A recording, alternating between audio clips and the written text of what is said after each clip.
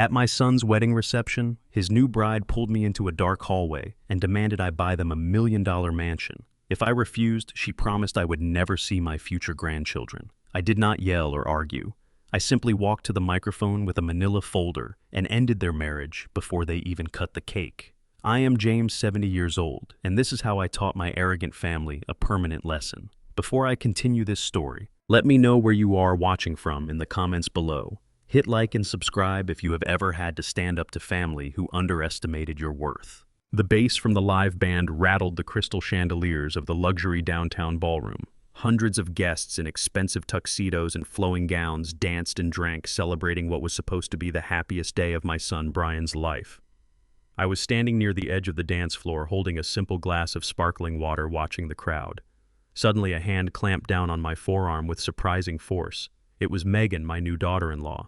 Her perfectly white, tailored wedding dress shimmered under the ballroom lights, but the radiant, blushing smile she had worn all evening vanished the moment her eyes locked onto mine. She did not say a word. She just dug her acrylic nails into my sleeve and forcefully pulled me away from the celebrating crowd. She dragged me through a heavy set of double doors and pushed me into a secluded, dimly lit service corridor where the thumping music instantly became a muffled hum. She backed me up until my shoulders hit the cold concrete wall, trapping me between a stack of catering trays and the exit door.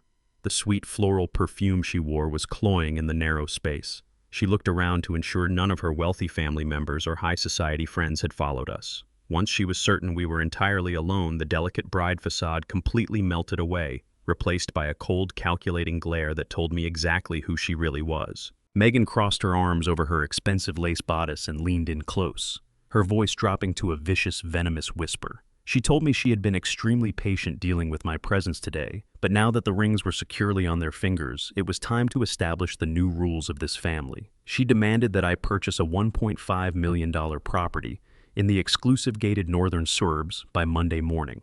She had already picked out the house, toured the grounds, and spoken to the real estate agents. All I had to do was wire the funds and put the deed strictly in her name. She did not ask for a loan or offer a payment plan. It was a direct, unapologetic extortion. When I remained silent, her eyes narrowed with absolute malice.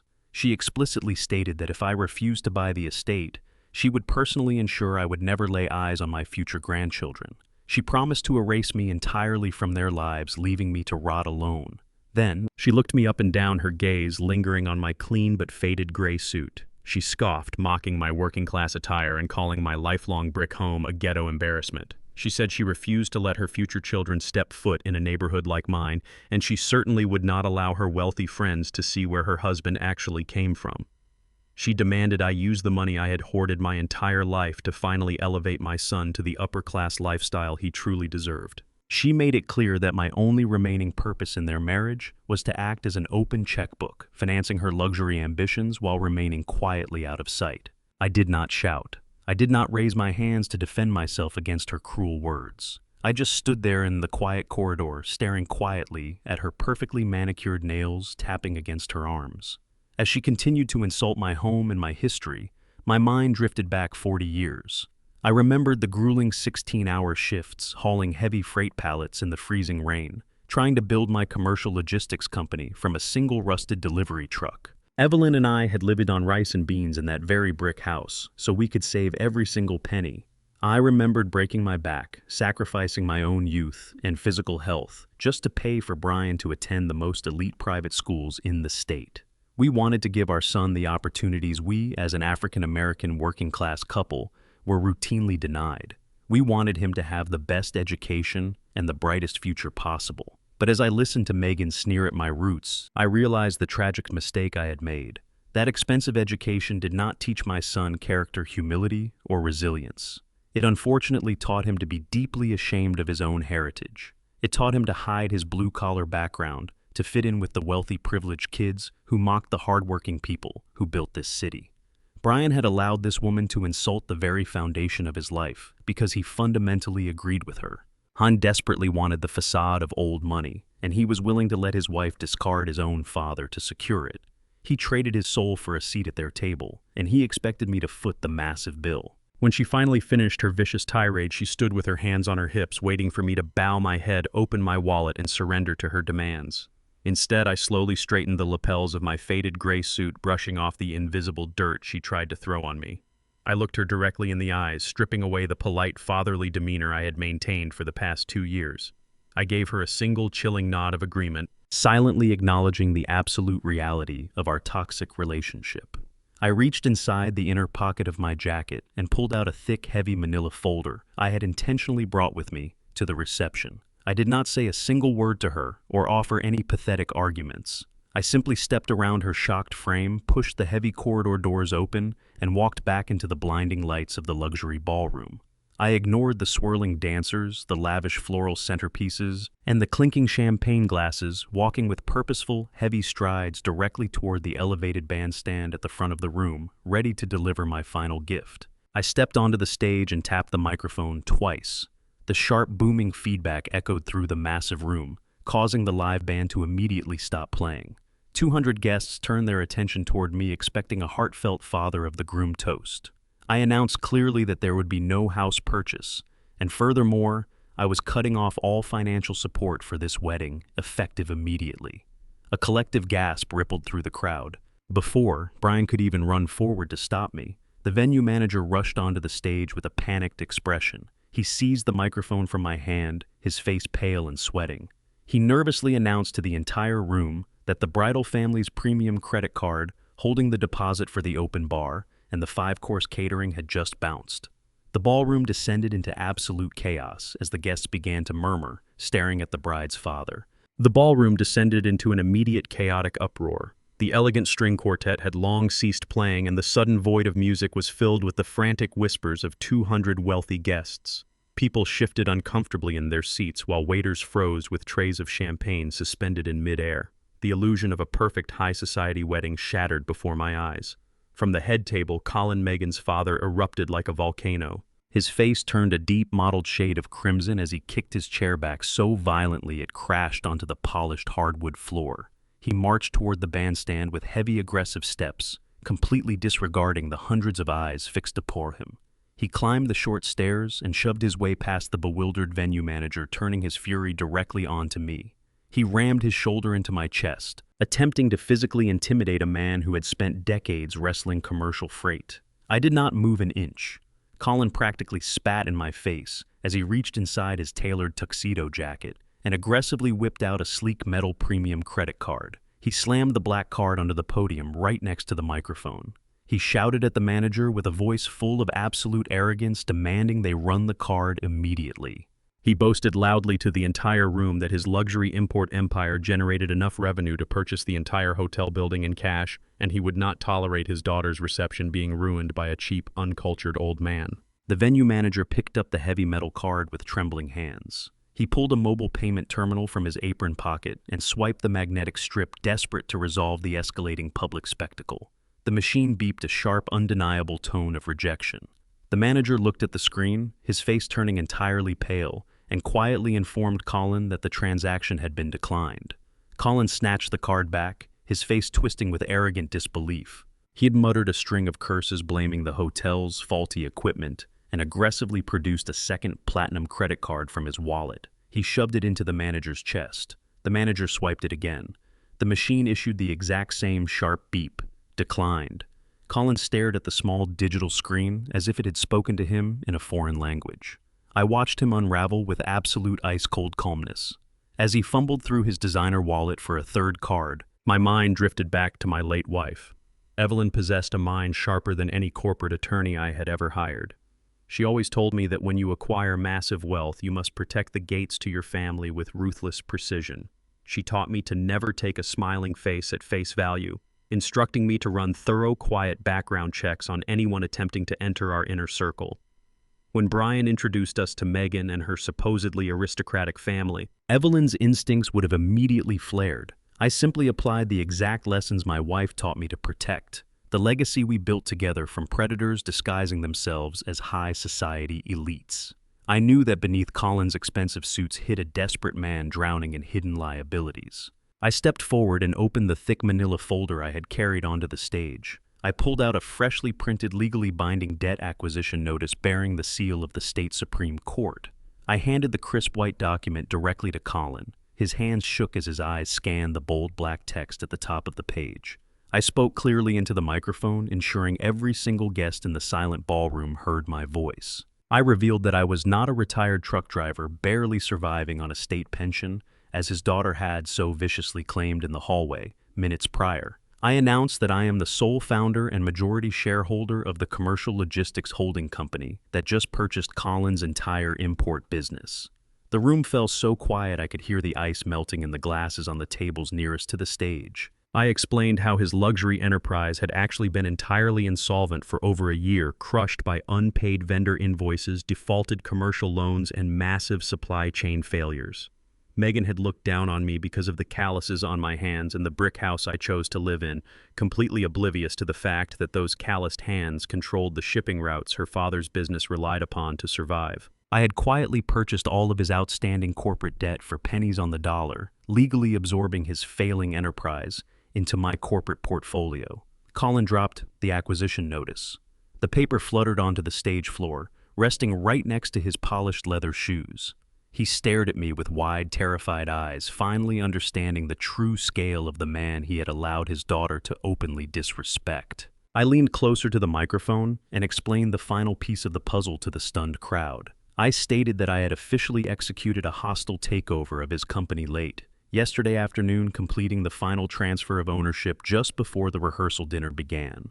The reason Colin's premium credit cards were declining in front of his wealthy peers was not due to a banking error or a faulty machine. I informed him that my financial management team had legally frozen all of his personal and business assets exactly 1 hour ago to prevent capital flight during the corporate transition. Every single bank account bearing his name, every corporate line of credit, and every offshore reserve tied to his business tax identification number was now completely locked under federal commercial holds.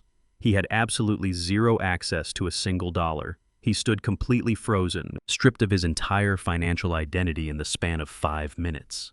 I watched the realization crush him, knowing his facade of unimaginable wealth was permanently destroyed in front of the exact high society audience he worked so hard to impress. He was financially ruined, and he knew I held the keys to his remaining survival. Suddenly, heavy footsteps pounded up the wooden stairs of the bandstand. Brian rushed the stage, his face contorted with absolute fury at me for publicly humiliating his new wife and her family. He stepped directly between Colin and me, aggressively defending the man who had just shoved me. Brian pulled out his smartphone, screaming that he did not need my money or my approval to build his future. He shouted that he would simply use his own $400,000 inheritance trust fund to pay the venue manager and buy the suburban mansion himself. He waved the phone in the air, desperate to assert his independence and rescue Megan's dream wedding.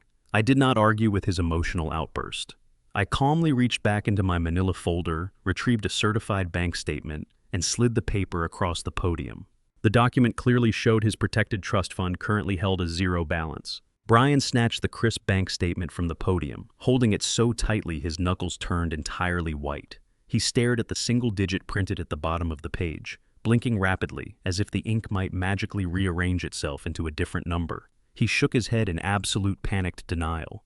He looked from the paper to my face, his eyes wide with a frantic, desperate rage. He crumpled the document in his fist and hurled it directly at my chest, screaming that the paper was a complete fake. He accused me of illegally seizing his inheritance out of pure vindictive spite, just to ruin his wedding day.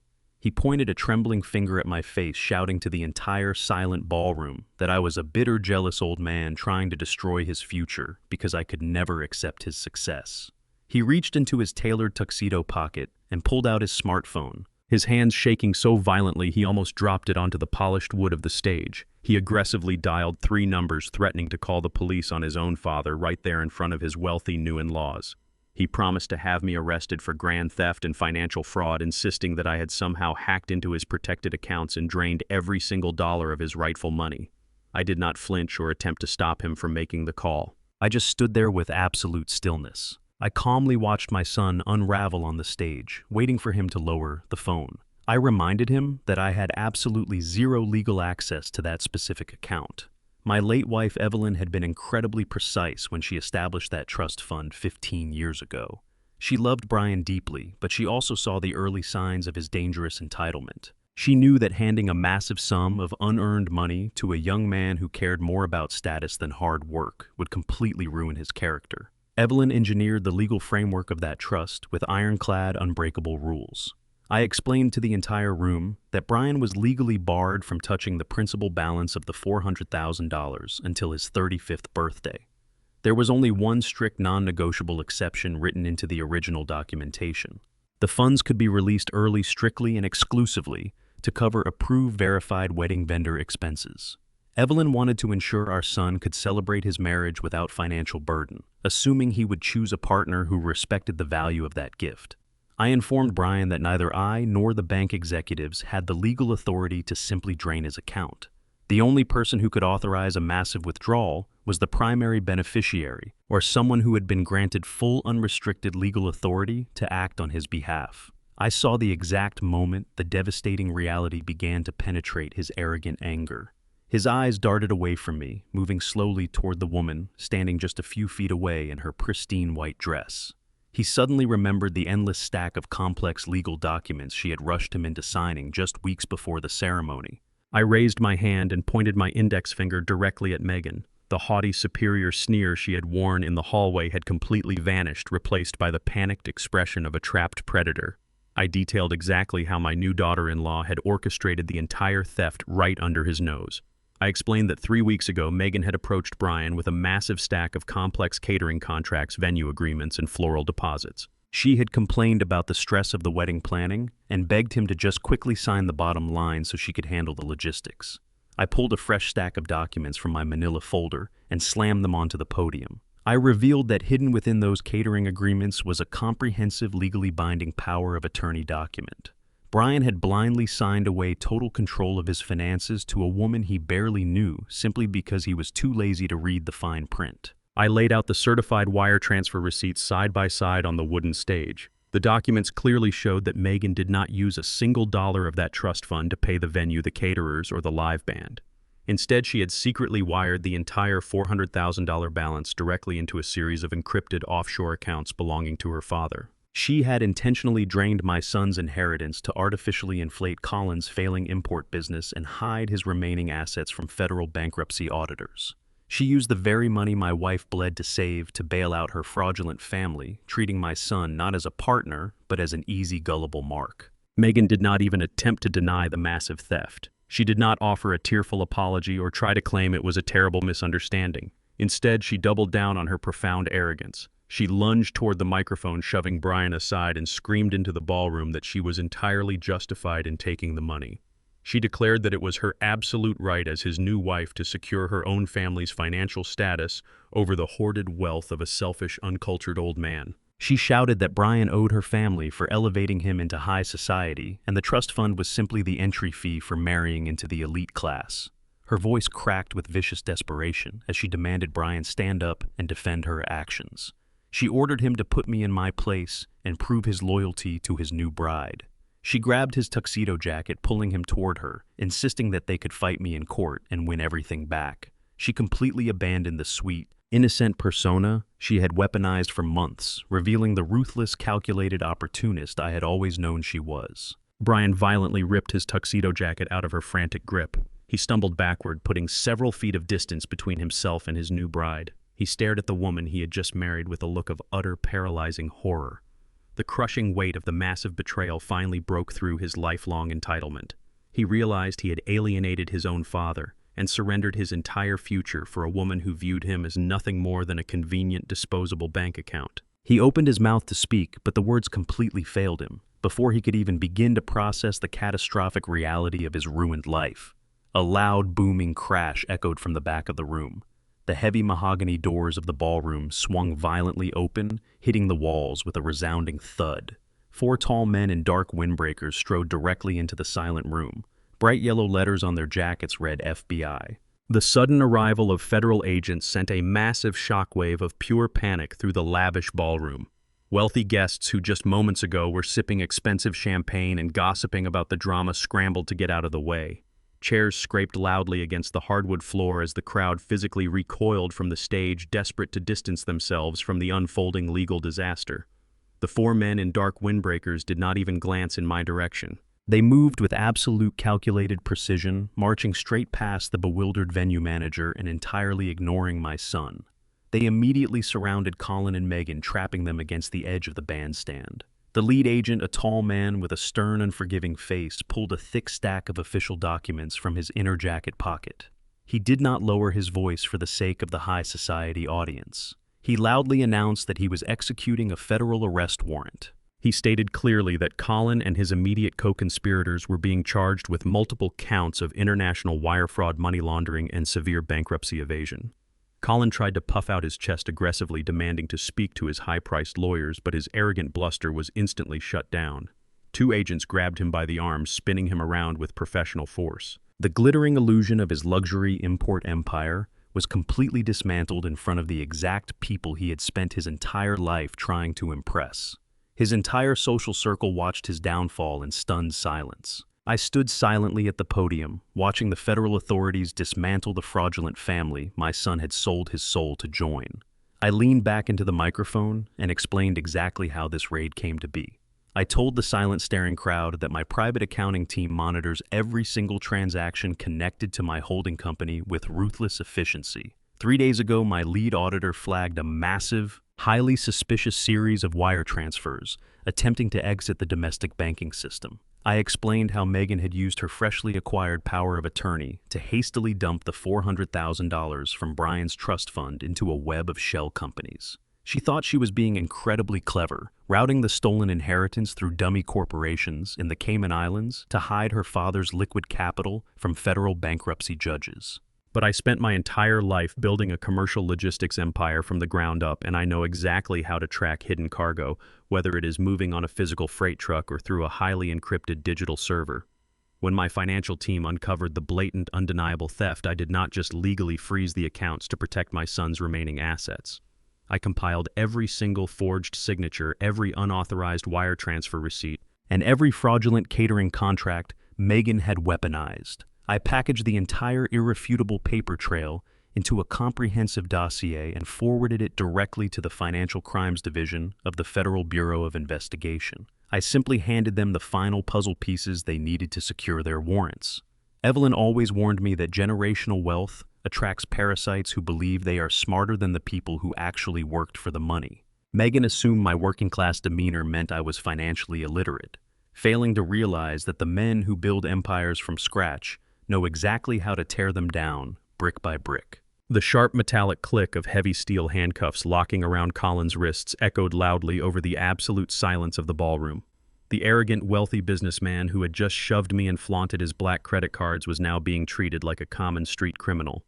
Seeing her father physically restrained completely broke Megan's carefully constructed facade. She collapsed to her knees on the wooden stage, breaking down into violent, hysterical sobs. The pristine white wedding dress she had flaunted as a symbol of her elite status was now crumpled on the dirty floor, and her expensive designer makeup ran down her face in thick, dark streaks. She desperately reached out and grabbed the lapels of Brian's tailored tuxedo jacket, pulling him down to her level. She screamed at her new husband to do something, begging him to fix the catastrophic nightmare unfolding around them. She frantically demanded that Brian use his family connections to stop the federal agents, insisting that the entire situation was just a massive misunderstanding that could be easily resolved with a few powerful phone calls. She shook him violently, ordering him to flex his wealth and influence to protect her family from going to federal prison. But Brian just stood there completely paralyzed, staring down at the woman he had married just 5 hours ago. The woman who had secretly drained his entire future to save her fraudulent father. He finally understood that she had never viewed him as an equal partner, but solely as an emergency bailout fund for her own corrupt bloodline. His dream of joining the high society elite had mutated into a very public, inescapable nightmare. He looked at the FBI agents, then back to his sobbing wife, realizing that every single vow she made at the altar was a calculated lie designed to secure access to his bank accounts before her father's empire officially collapsed. Stripped of his massive trust fund, his arrogant pride, and his entire high society delusion, Brian slowly turned to look at me. His face was entirely pale, and his hands trembled uncontrollably as the reality of his utter ruin fully set in. He abandoned his aggressive defiance and practically begged me to intervene.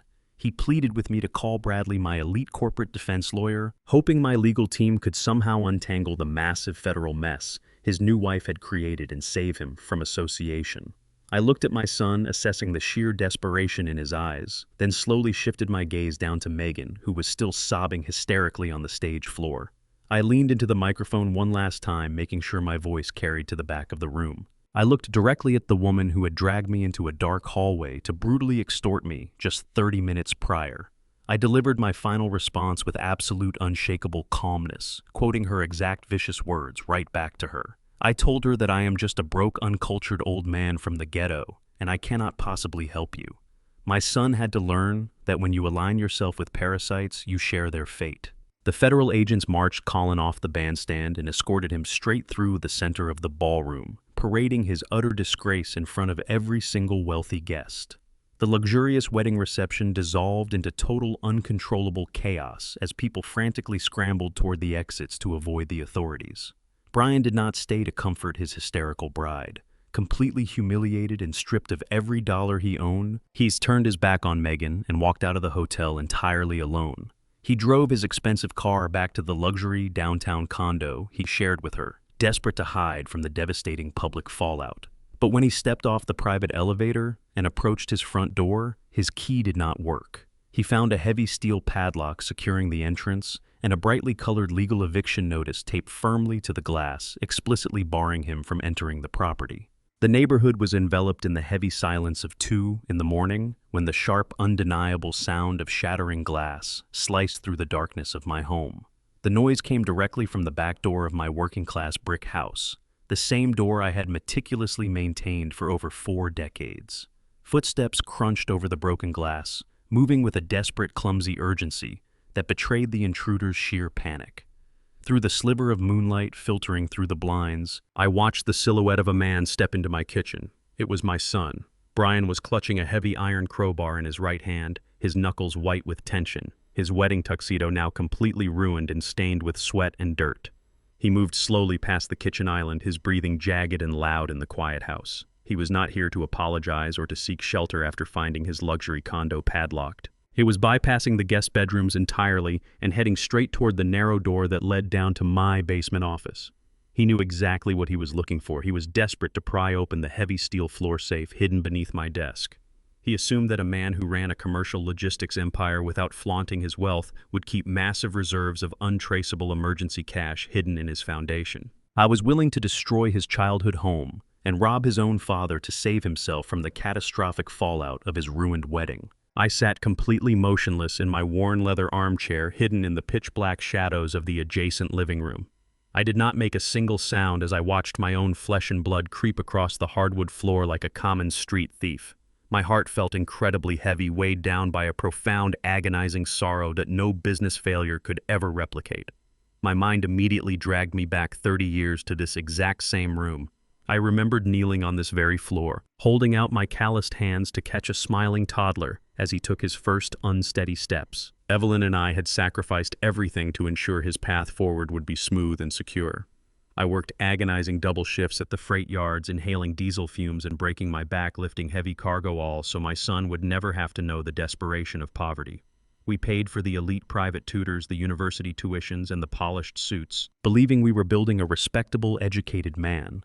Instead, the luxury and the lack of struggle had hollowed out his character. Watching my highly educated, privileged son resort to wielding a crowbar in the dark to burglarize his own father shattered the last remaining illusions I held about him. The profound heartbreak of witnessing his ultimate degradation did not make me want to coddle him. It actively solidified my resolve. I knew in my bones that if I rescued him from this self-inflicted destruction, I would be signing his permanent death warrant as a man. I had to let him face the brutal consequences of his staggering arrogance. I had to teach him a final, unforgiving lesson about survival accountability and the true cost of the toxic lifestyle he had chosen to worship. Just as Brian raised his hand to unlatch the basement door, I reached over and switched on the brass table lamp beside my chair. The sudden burst of warm yellow light flooded the hallway, instantly stripping away the protective cover of darkness. Brian completely froze in his tracks, his entire body going rigid. The heavy iron crowbar slipped a fraction of an inch in his sweaty grip. He slowly turned his head toward the living room, his eyes wide with the raw, unmistakable terror of a cornered animal. He looked at me sitting calmly in my armchair, fully dressed and wide awake. I did not jump up and I did not shout in anger. I did not demand to know why he had shattered my back door or why he was holding a weapon in my home. I simply remained seated, staring directly into his panicked, bloodshot eyes with a gaze completely devoid of paternal pity. The silence stretched between us, thick and suffocating, as the reality of his monumental disgrace crashed down on his shoulders. I finally broke the quiet with a low, even tone. I calmly asked my son how it felt to finally experience the real world without a massive financial safety net strung beneath his feet. I asked him how it felt to step outside the protective bubble of high society delusion and face the cold, hard pavement of actual consequence. I wanted to know if the elite friends and the arrogant bride he had prioritized over his own family were coming to rescue him now that his bank accounts were frozen. I forced him to confront the agonizing truth that his unearned arrogance had left him entirely isolated, standing in the dark, like a criminal holding a tool of destruction instead of a key to his future. The heavy iron crowbar slipped from his trembling fingers and hit the hardwood floor with a loud, deafening clang. Brian did not try to run or offer a pathetic excuse. He completely collapsed onto his knees in the middle of the hallway. The arrogant, wealthy groom from the luxury ballroom was entirely gone, replaced by a sobbing, ruined man. He buried his face in his hands, his shoulders shaking violently as he broke down in front of me. He wept with the absolute despair of someone who had just watched his entire universe burn to ashes. Between jagged, heavy sobs, he finally managed to speak. He confessed that he did not shatter my window and creep into my house to steal out of vindictive spite or greed. He swore he was not trying to punish me for humiliating his bride at the reception. He looked up, his face pale and wet with tears, and admitted the terrifying truth. He came for the emergency cash hidden in the floor safe because he was in immediate life-threatening physical danger. He desperately needed liquid funds before the sun came up, or he was not going to survive the week. Brian frantically wiped his face and revealed the horrifying reality hidden beneath his father-in-law's fake luxury empire. Colin's massive bankruptcy did not just involve unpaid commercial vendors and angry federal tax auditors. He had borrowed heavily from highly dangerous people to keep his failing business afloat. Colin owed $200,000 to an underground loan shark syndicate that operated with brutal, unforgiving violence. Brian explained the catastrophic trap Megan had unknowingly set for him, because his new wife had used his personal trust fund account to secretly wire the $400,000 into Colin's offshore shell companies. The digital paper trail led directly back to his name. The syndicate had traced the origin of the seized funds. They did not care that the federal agents had locked the accounts. They now hold Brian legally and physically responsible for clearing the entire $200,000 debt, and they were already hunting him down. Brian stayed planted on the cold hardwood floor, clutching my pant leg with trembling, sweat-slicked hands. He looked up at me with tears streaming down his face, completely abandoning any remaining shred of the aristocratic pride he had projected for years. He begged me to just write a single check to cover the $200,000 syndicate debt. He promised he would spend the rest of his life working on the loading docks of my freight warehouses to pay me back every single cent. He swore he would scrub the trucks, sweep the concrete floors, and take the lowest minimum wage shift available if I just saved his life tonight. He cried that these were not bank auditors or corporate lawyers who could be negotiated with in a sterile boardroom. These were violent underground operators who did not care about his private school education or his designer tuxedo. They only cared that the digital paper trail from Colin's fraudulent shell companies led directly to an account with Brian's name attached to it. He shook uncontrollably, his voice cracking, as he confessed that men had been following his car since the wedding reception fell apart. He begged me as his father to protect him, crying that he was entirely out of his depth and completely defenseless against the kind of brutal predators his new wife's family had dragged him into. He looked at me like a terrified little boy, desperate for a financial shield that I was no longer willing to provide. I looked down at my weeping son and firmly shook my head, flatly, refusing to write a single check to the syndicate. I explained with absolute unwavering clarity that bailing him out of an active extortion racket was the fastest way to mark our entire family as permanent, highly lucrative targets. If I handed $200,000 to underground loan sharks simply because they applied a little pressure, they would instantly know I was a soft, easily manipulated mark. They would continually manufacture new debts, bleeding my logistics empire dry until there was nothing left. I pointed a firm finger toward the walls of my modest home. I told Brian he had spent his entire adult life being deeply ashamed of this working-class African-American neighborhood, constantly pushing me to move to a gated suburban fortress.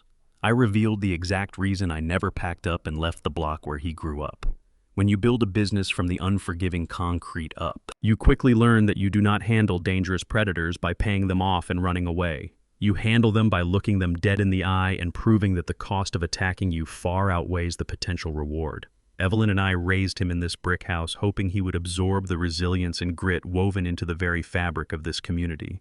We hoped he would learn how to stand his ground against intimidation. Instead, he let his wealthy friends convince him that money was a magic shield that could instantly solve any consequence. I informed him that my checkbook was permanently closed and it was finally time for him to learn how to stand upright in the dark without hiding behind my wallet. Before Brian could launch into another desperate plea, the heavy, oppressive silence of the living room was violently shattered. A massive brick crashed directly through the center of my front bay window, obliterating the thick glass with an explosive, deafening roar. Thousands of jagged shards rained across the carpet and clattered against the wooden floorboards, sparkling dangerously under the warm glow of the table lamp. The heavy projectile thudded heavily onto the floor, rolling to a stop just a few feet from where my son was kneeling. Brian let out a terrified, high-pitched scream. He scrambled backward on his hands and knees, completely panicked, and dove behind the heavy leather sofa, curling his body into a tight, trembling ball. The crisp night air immediately rushed through the gaping hole in the window, bringing with it the faint smell of engine exhaust from the street outside.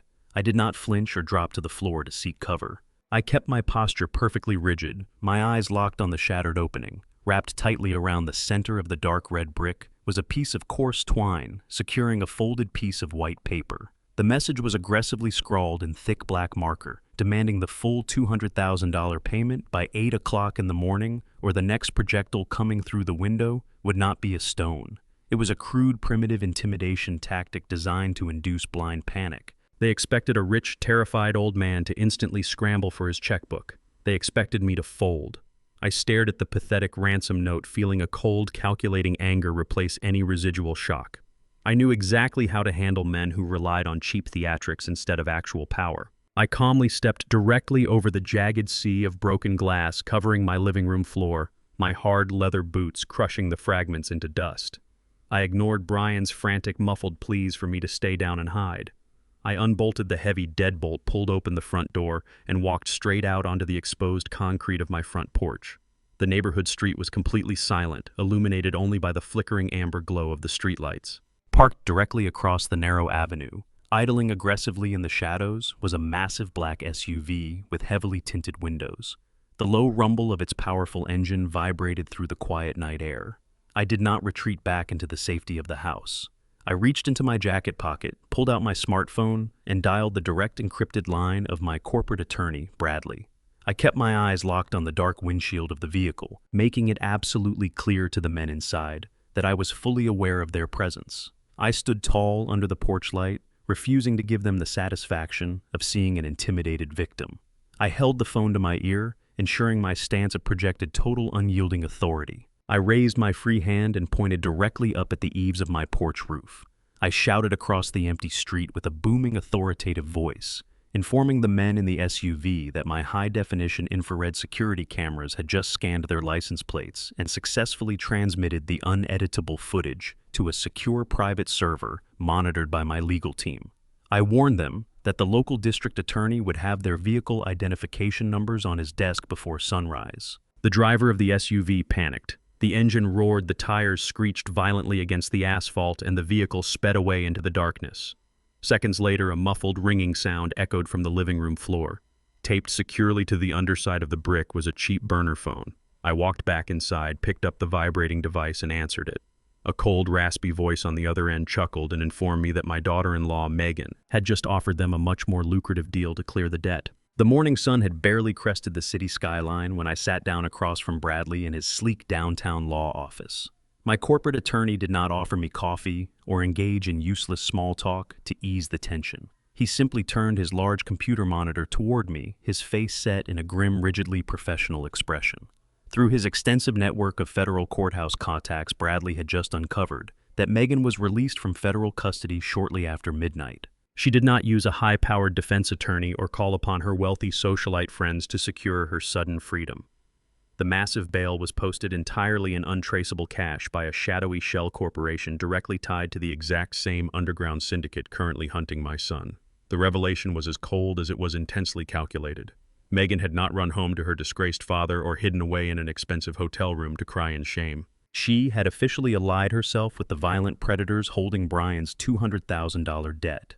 She traded her white wedding dress for an unholy criminal alliance, offering the syndicate an inside track into my family business in exchange for her own physical and legal protection. The men in the black SUV from last night were not just taking blind orders from a desperate bride. They were actively following the strategic directions of a woman who was fully prepared to burn my entire corporate legacy to the ground just to escape the catastrophic fallout of her father's ruined empire. Bradley typed rapidly on his keyboard and pulled up a highly sensitive commercial tracking document on the large screen to show me the exact severity of the situation. He explained exactly what Megan was offering the syndicate to buy her way out of federal prison time. During the 2 years she dated my son, she had not just been nodding along at our quiet family dinners.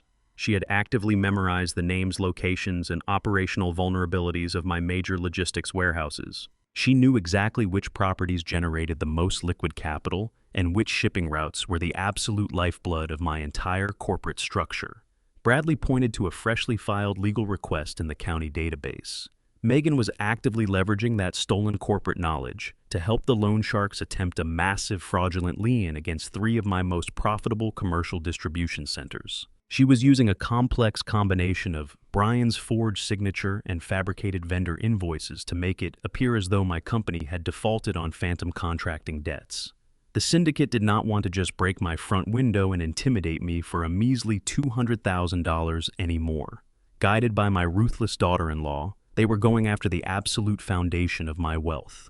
They intended to paralyze my freight trucks, freeze my commercial payroll, and choke my business operations until I surrendered millions. Megan had weaponized her brief proximity to my family, calculating that I would pay any ransom to protect the hundreds of innocent blue-collar workers who relied on my warehouses for their daily survival. Brian sat huddled in the far corner of Bradley's expansive office, his head buried deep in his trembling hands. He was still wearing the same dirt-stained clothes from his midnight break and shivering violently despite the warm temperature of the room. Instead of showing righteous anger at the woman who had just sold our entire family out to violent criminals, he began to desperately and pathetically defend her. His voice shook as he loudly insisted that Megan was just terrified and acting out of blind panic because her father had been arrested by federal agents.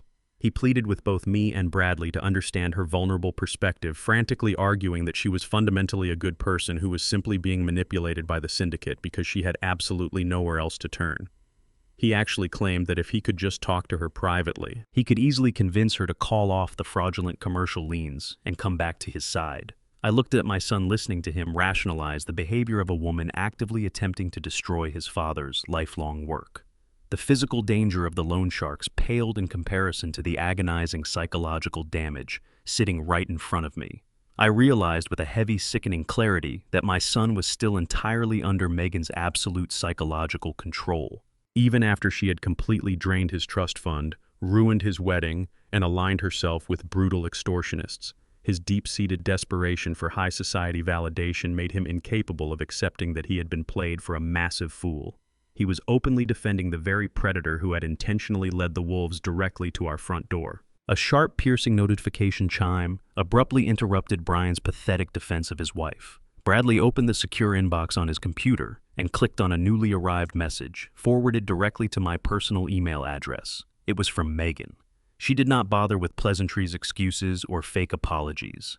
She had drafted a cold, formal extortion demand, written with the ruthless precision of a seasoned corporate criminal. The email outlined a highly specific, non-negotiable ultimatum. She promised she would immediately terminate her unholy alliance with the underground syndicate and permanently clear Brian's $200,000 debt before the end of the business day. In exchange for officially calling off the wolves and saving his life, she demanded I sign over the total legal ownership of 2 of my most lucrative commercial logistics properties directly into her name. She wanted the permanent deeds transferred irrevocably by 5 o'clock that evening. She was no longer just asking for a luxury suburban mansion to impress her wealthy friends. She was explicitly demanding multi-million-dollar revenue-generating industrial assets to completely replace the fraudulent commercial empire her father had just lost to the federal authorities. She wanted to instantly become a real estate magnate using my lifetime of hard labor. However, the digital extortion demand did not end with commercial real estate. Megan knew exactly how deeply I valued family and legacy, a fierce protective loyalty I inherited from my own hardworking father. She deliberately weaponized that love with a chilling secondary threat located at the very bottom of the message. Attached to the email was a high-resolution photograph of a positive pregnancy test, alongside an official medical clinic confirmation document. She explicitly stated that she was currently carrying my son's child. Her final sentence was completely devoid of any basic human empathy. She declared that if I did not sign over the 2 commercial properties by the evening deadline, she would immediately legally terminate the pregnancy. She promised to intentionally eradicate the child just to ensure I would never have the opportunity to hold my only biological grandchild, effectively holding my future bloodline hostage for a massive real estate payout. Brian stared at the high-resolution attachment on the large computer screen, and his breath caught sharply in his throat. The moment he recognized the undeniable gray curves of the ultrasound image, a sudden wave of overwhelming relief washed over his exhausted face. He collapsed back into his leather chair and began to weep loudly. Tears of desperate joy cut through the thick layer of dirt and sweat on his cheeks, left over from his midnight break-in. He looked up at me with raw, pleading eyes, completely ignoring the terrifying fact that his wife had just threatened to intentionally terminate his unborn child as a bargaining chip for commercial real estate. He begged me to just sign the transfer deeds right now, frantically insisting that this baby was the ultimate sign they were meant to be together. He tried to rationalize her horrific extortion demand by claiming she was just a fierce, protective mother, doing whatever it took to secure a safe financial future for her infant. He grabbed my suit sleeve, pleading with me to surrender the 2 massive logistics warehouses so they could finally end this nightmare, pay off the violent syndicate, and focus on building a beautiful, healthy family. He promised me that if I just gave her the buildings, Megan would drop her toxic father, change her greedy ways, and let us all heal in peace. I was drowning in his own naive delusions, clinging to the grainy medical image as a magical eraser that would instantly wipe away all the financial ruin and profound betrayal she had intentionally caused. I did not share my son's sudden burst of emotional euphoria. I leaned closer to the bright monitor, ignoring Brian's pathetic begging, and studied the attached medical document with a cold and highly calculating eye. Over the past 50 years, I built my commercial freight empire by learning exactly how to spot a dangerous lie hidden in plain sight. When you manage international shipping routes, you deal with thousands of complex supply manifests, customs declarations, and heavy freight weight logs on a daily basis. I survived in that cutthroat industrial world because I learned early on to never ever trust the bold print at the top of a page. I trained myself to always scrutinize the tiny, seemingly insignificant numbers buried at the very bottom of the corporate paperwork. Whenever a desperate contractor offered me a shipping deal that seemed too good to be true, I usually found a forged signature or a manipulated timestamp hiding a catastrophic financial liability. I applied that exact same ruthless scrutiny to the digital medical record displayed on the screen. I instructed Bradley to download the high-resolution file and open it in a specialized imaging software program so we could examine the raw data. I leaned over his heavy desk and told him to zoom in directly on the ornate corporate logo decorating the top right corner of the clinic letterhead.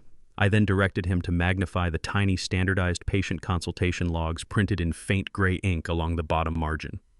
As the blurry text sharpened into crisp, undeniable focus, the initial spark of suspicion in my gut instantly solidified into absolute certainty. Megan had made a massive, arrogant error in her frantic attempt to extort me. I pointed my calloused index finger directly at the magnified clinic logo on the monitor screen. I read the name of the medical facility aloud, and my deep voice echoed loudly in the quiet law office. It was not a standard obstetrics office or a local emergency room where a panicked, newly pregnant woman might rush for a quick confirmation test. The official document originated from an ultra-exclusive, high-end fertility and reproductive genetics specialist located completely across the state line. I moved my finger down to the magnified consultation logs at the bottom of the page and read the sequence of dates printed next to Megan's confidential patient identification number. The very first clinical consultation was stamped exactly 6 months ago. I turned to look at my son, who was still wiping tears of naive joy from his face. I reminded Brian that 6 months ago, he and Megan were barely finalizing their floral arrangements, let alone discussing the serious prospect of starting a family. They had explicitly agreed to wait at least 3 years before having any children so they could travel abroad and enjoy their luxury downtown condo. Yet the official medical document she had just weaponized against me proved she had been making regular, highly expensive visits to an out-of-state fertility specialist long before the wedding invitations were even printed and mailed. She was not presenting a sudden, miraculous pregnancy born out of their brief 5-hour marriage. She had been actively undergoing complex long-term reproductive treatments while systematically draining his trust fund entirely behind his back. The timeline was completely fractured, and the narrative she was selling to extort my warehouses was a poorly constructed lie. Brian violently shook his head, refusing to accept the glaring reality displayed right in front of him. He aggressively pushed his chair back and jumped to his feet, accusing me of being deeply paranoid and hateful toward his wife. He shouted that I was intentionally twisting a simple medical clerical error into a wild, malicious conspiracy just to avoid giving up my precious real estate portfolio. He demanded I stop trying to ruin the only sliver of good news he had received all week. I ignored his hostile outburst entirely. I turned to Bradley and ordered him to contact the most relentless, highly vetted private investigator in the city immediately. I instructed my lawyer to spare absolutely no expense in tracking her daily movements. I flatly refused to hand over a single brick of my commercial logistics company without absolute undeniable proof of paternity. I told my son that I would not surrender millions of dollars in revenue-generating assets based on a highly suspicious digital file sent by a proven extortionist. Exactly 72 hours later, I sat in my quiet basement office when a secure notification popped up on my computer screen. It was an encrypted digital file from the elite private investigator we had hired to tail her. The initial surveillance report instantly confirmed my darkest suspicions. Megan was not hiding out at her parents' foreclosed estate crying over her ruined marriage as she had claimed in her extortion emails. The investigator had successfully tracked her movements across the city limits. She was currently residing in a massive, sprawling penthouse suite at one of the most expensive luxury hotels in the downtown financial district. The final photograph in the encrypted file showed her confidently unlocking the heavy mahogany door to the suite wearing fresh designer clothes paid for by my son's drained trust fund. But the most alarming detail was not the luxury accommodations. She was not staying in that penthouse suite alone. I sat alone in the quiet isolation of my basement office, staring at the glowing computer screen. The encrypted digital file from the private investigator blinked, demanding my immediate attention. I clicked the secure link and a high-definition surveillance video began to play. The footage opened on the expansive marble lobby of a 5-star downtown hotel, completely miles away from the foreclosed estate where Megan claimed she was weeping in shame. The camera panned across the opulent room and locked onto a woman strutting past the concierge desk. It was my daughter-in-law, looking absolutely radiant and entirely untouched by the devastating federal raid that had just destroyed her father's criminal empire. She was wearing a stunning designer silk dress and carrying a pristine leather handbag that cost more than most of my warehouse workers earned in a month. Every single luxury item she paraded through that lobby had been explicitly purchased using the $400,000 she had ruthlessly stolen from my son's protected trust fund. She walked with the supreme untouchable confidence of a predator who firmly believed she had successfully outsmarted her prey. She did not look like a terrified, expectant mother seeking a safe refuge. She moved with the arrogant swagger of a woman arriving for a highly anticipated romantic getaway. I watched her approach the grand brass elevators, completely oblivious to the fact that her every movement was being meticulously recorded and transmitted directly to the man she was attempting to extort. Watching her confident display of absolute deception triggered a very specific memory from my earliest days, building the commercial logistics company. I learned the brutal true cost of misplaced loyalty 45 years ago when I was just a young African-American man trying to keep my very first commercial delivery truck on the road. I had hired 2 local men from my working-class neighborhood to help me run grueling double shifts, believing that shared routes guaranteed mutual respect and honest labor. I trusted them completely until I noticed deliberate discrepancies in the mileage logs and missing inventory from our high-value cargo hauls. I did not confront them immediately or fly into a blind emotional rage the way my son so often did. I knew that angry accusations without concrete evidence would only give them the opportunity to destroy the paper trail and paint me as a paranoid fool.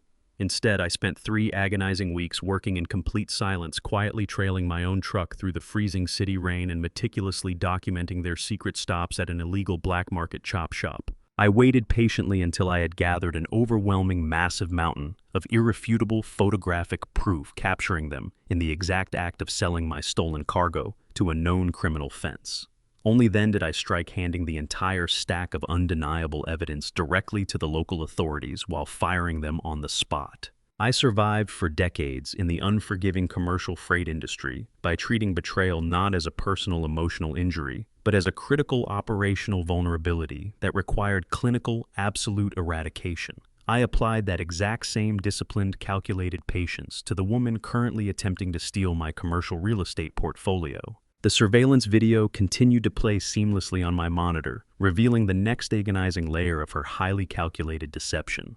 The private investigator skillfully zoomed the camera lens across the crowded lobby, capturing Megan as she stopped near the gleaming brass elevator bank. A tall, broad-shouldered man stepped out from the shadows of a decorative marble pillar and casually walked up to greet her. The man did not look like a dangerous underground loan shark or a shady corporate lawyer managing her father's federal bail money. He looked entirely comfortable and deeply familiar. I watched intently as the man turned his back to the surveillance camera and approached the private VIP concierge desk located just a few feet away from the elevators. He pulled a premium credit card from his sleek leather wallet and handed it directly to the hotel attendant, casually paying for the massive nightly rate of the luxury penthouse suite. The attendant handed him a pair of electronic key cards with a polite, deferential nod.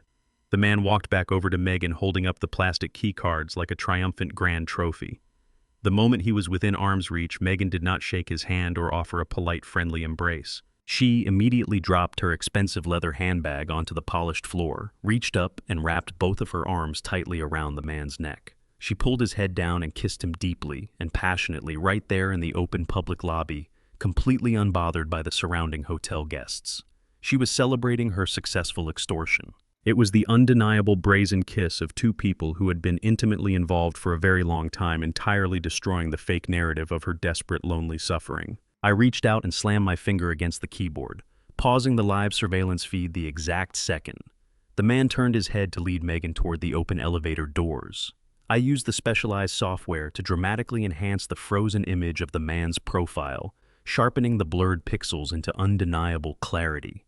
The breath caught painfully in my chest as the digital shadows cleared, revealing a face I knew remarkably well. It was Derek. How was my son's oldest childhood friend and the chosen best man from the disastrous wedding ceremony? This was the exact same man who had stood at the altar just days ago wearing a tailored tuxedo purchased by my son.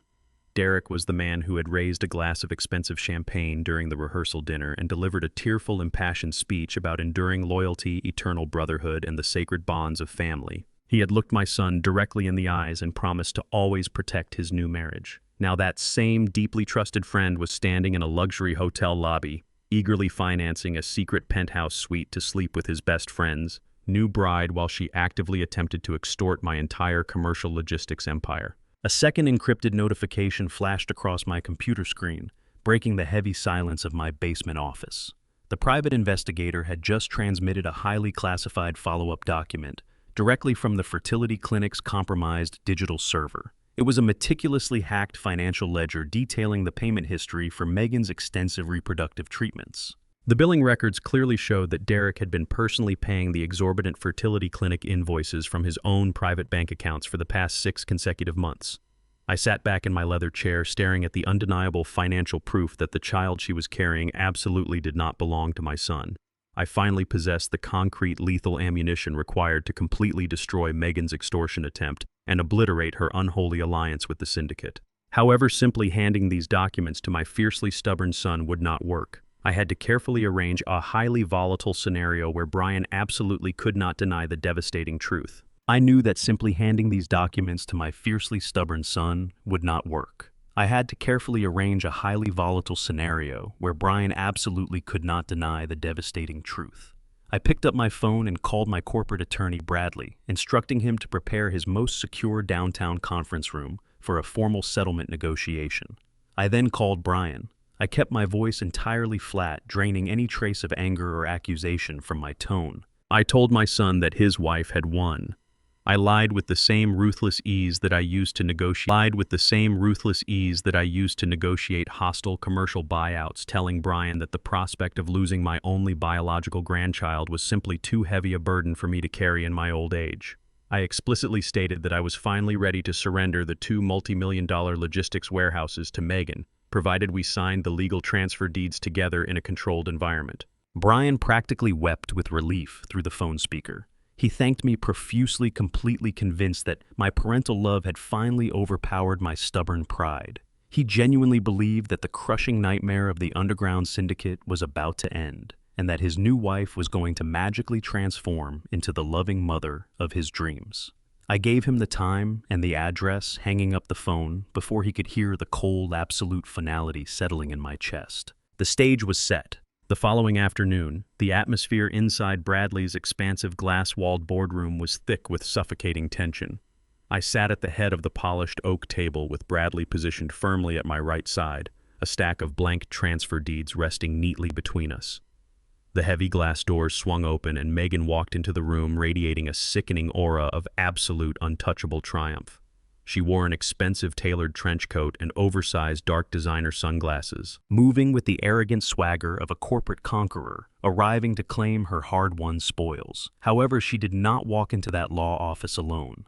Trailing just a half step behind her, wearing a perfectly pressed navy suit and an expression of profound manufactured concern, was Derek. Seeing the man who was actively financing a luxury hotel suite to sleep with my daughter-in-law walk into my legal settlement meeting almost caused my legendary patience to snap. Megan casually pulled out a leather chair and sat down directly across from me. She did not bother to remove her dark sunglasses.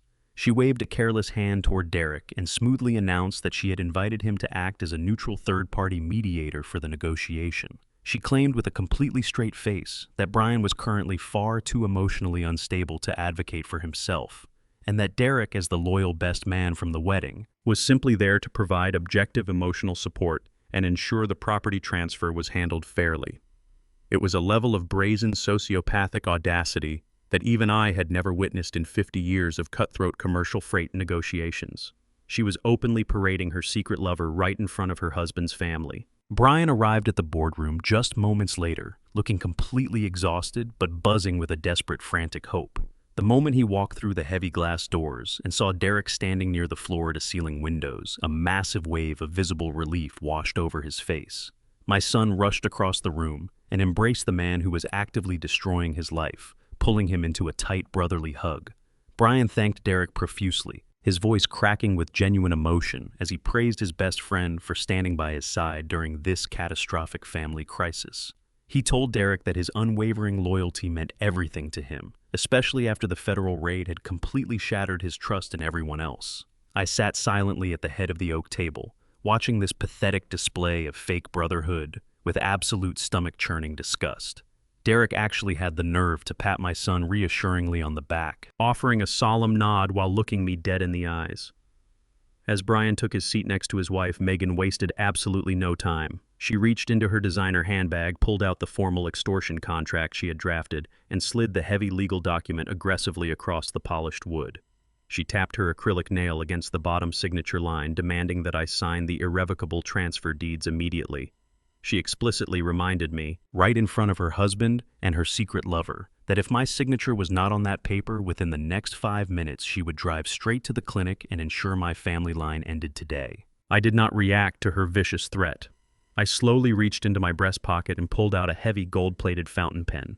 I clicked the cap off with a sharp, echoing snap that commanded the entire room's attention. I lowered the tip of the pen, holding it perfectly steady just a fraction of an inch above the ink line of her extortion contract. Megan leaned forward, a triumphant, greedy smirk finally breaking through her cold facade as she anticipated her multi-million-dollar payout. Instead of signing my name and surrendering my commercial empire, I calmly placed the gold pen back down onto the oak table. With my free hand, I reached into the manila folder resting beside my chair. I pulled out a thick, sealed black envelope. I did not slide the envelope toward Megan or her lawyer. I pushed it directly across the polished wood, stopping it right in front of Brian's trembling hands.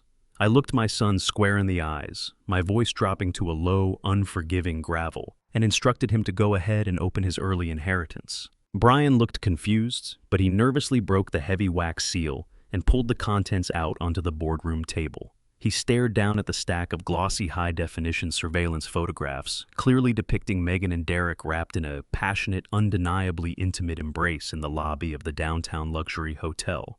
Beneath the photographs lay the freshly hacked financial ledgers distinctly showing massive, recurring payments to the out-of-state fertility clinic, originating entirely from Derek's personal banking accounts. The horrific reality of his entire existence crashed down on him in a single devastating instant. I watched the blood drain completely from my son's face, leaving him as pale as a ghost. His breath hitched violently in his throat. He slowly raised his head, his hands shaking so hard the photographs rattled against the wood. His wide, tear-filled eyes bypassed his wife entirely and locked directly onto the man he had just called his loyal brother. The absolute silence inside the expansive glass-walled boardroom stretched out for what felt like an agonizing eternity. The heavy, suffocating tension pulled taut like a frayed steel cable right before it snaps under immense pressure. Brian stood perfectly still at the edge of the polished oak table, the high-definition surveillance photographs slipping from his trembling fingers. The glossy images of his new wife passionately kissing his best friend scattered across the polished wood, sliding directly into Derek's line of sight. Derek did not even attempt to offer a frantic excuse or feign innocence. The tall, broad-shouldered man simply sat frozen in his leather chair, his face entirely drained of color as he stared down at the undeniable proof of his profound betrayal. That brief, cowardly silence was the final breaking point for my son. The thin veneer of high society civilization that Brian had spent years desperately trying to cultivate completely evaporated in a single devastating instant. A deep guttural scream of pure, unadulterated agony ripped through Brian's chest. He did not walk around the massive conference table to confront the man he once called a brother. He launched his entire body directly across the heavy oak surface, scattering sensitive legal documents and knocking over the crystal water glasses in a blind fury. He collided with Derek with the brutal, unstoppable momentum of a derailed freight train, tackling the traitor entirely backward out of his chair and launching them both violently into the air. The two men crashed onto the hard carpeted floor with a sickening heavy thud that violently shook the entire boardroom. The expensive leather chair flipped backwards, slamming against the baseboards, as Brian immediately scrambled to gain the dominant position over his former best man. He pinned Derek firmly to the ground, his knees digging into the man's chest, and unleashed a rapid, relentless barrage of blind, furious punches. Brian beat the man who had stood beside him at the wedding altar with a terrifying, explosive rage, his fists repeatedly striking Derek's face and jaw with loud, wet cracks. Derek threw his arms up in a desperate, frantic attempt to shield his face from the brutal onslaught, but the sheer, unpredictable velocity of my son's heartbreak made him completely unstoppable. Blood quickly began to pool on the pristine carpet, staining the collars of their expensive tailored suits. Megan completely lost her smug, arrogant composure the second the violence erupted. She let out a piercing, hysterical shriek, stumbling backward until her spine pressed hard against the floor-to-ceiling glass wall of the law office. The confident, calculating extortionist was instantly replaced by a panicked, terrified woman watching her carefully constructed world dissolve into a bloody physical brawl. She fumbled frantically inside her designer handbag, her hands shaking so violently she dropped her belongings onto the floor. She finally pulled out her smartphone and dialed emergency services, screaming into the receiver that a violent assault was actively taking place and begging the police to arrive immediately before someone was killed right in front of her. She shrieked at Brian to stop demanding that he get off of her lover, but her frantic cries only fueled the intense, blinding fire of his devastating heartbreak. The pristine legal sanctuary had devolved into a vicious, bloody street fight, completely dismantling the illusion of elite sophistication she worshipped. I did not raise my voice or step forward to intervene in the bloody chaos unfolding just a few feet away from my chair. I simply stood up, adjusted my suit jacket, and remained perfectly still beside my corporate attorney, Bradley. I spent decades trying to teach my son the absolute necessity of emotional discipline. I tried to instill in him the quiet, unbreakable stoicism that kept me alive and thriving in the ruthless commercial freight industry. I repeatedly warned him that a man who cannot control his own temper will inevitably become a slave to his worst impulses. But Brian aggressively rejected my working-class wisdom. He chose to live a life governed entirely by explosive, unchecked entitlement, firmly believing that his expensive education and luxury lifestyle completely insulated him from the brutal consequences of the real world. He assumed that loud tantrums and thrown money could solve any dispute. Now I watched my son face the agonizing physical reality of his own blind trust. He was destroying his life with his own bare hands because he refused to listen to the man who actually loved him. I felt a deep, profound sorrow watching him throw his future away on the office floor, but I knew that pulling him off that traitor would only rescue him from the painful lesson he so desperately needed to learn. He had to hit rock bottom completely and irrevocably. I just stood there in the quiet dignity of my own silence, allowing the storm of his arrogant choices to finally consume him. I refused to act as his eternal shield, while he bled out his frustrations on the very man he had arrogantly prioritized over his own family. The brutal consequences of placing his total faith in parasites had finally arrived, and I was going to force him to feel the full crushing weight of that terrible decision. The wail of approaching sirens quickly pierced through the thick glass windows of the downtown high-rise. Less than 3 minutes after Megan's frantic emergency call, the heavy boardroom doors were violently kicked open. 4 heavily armed police officers burst into the confined space with bright yellow tasers drawn and directly aimed at the violent scuffle on the floor.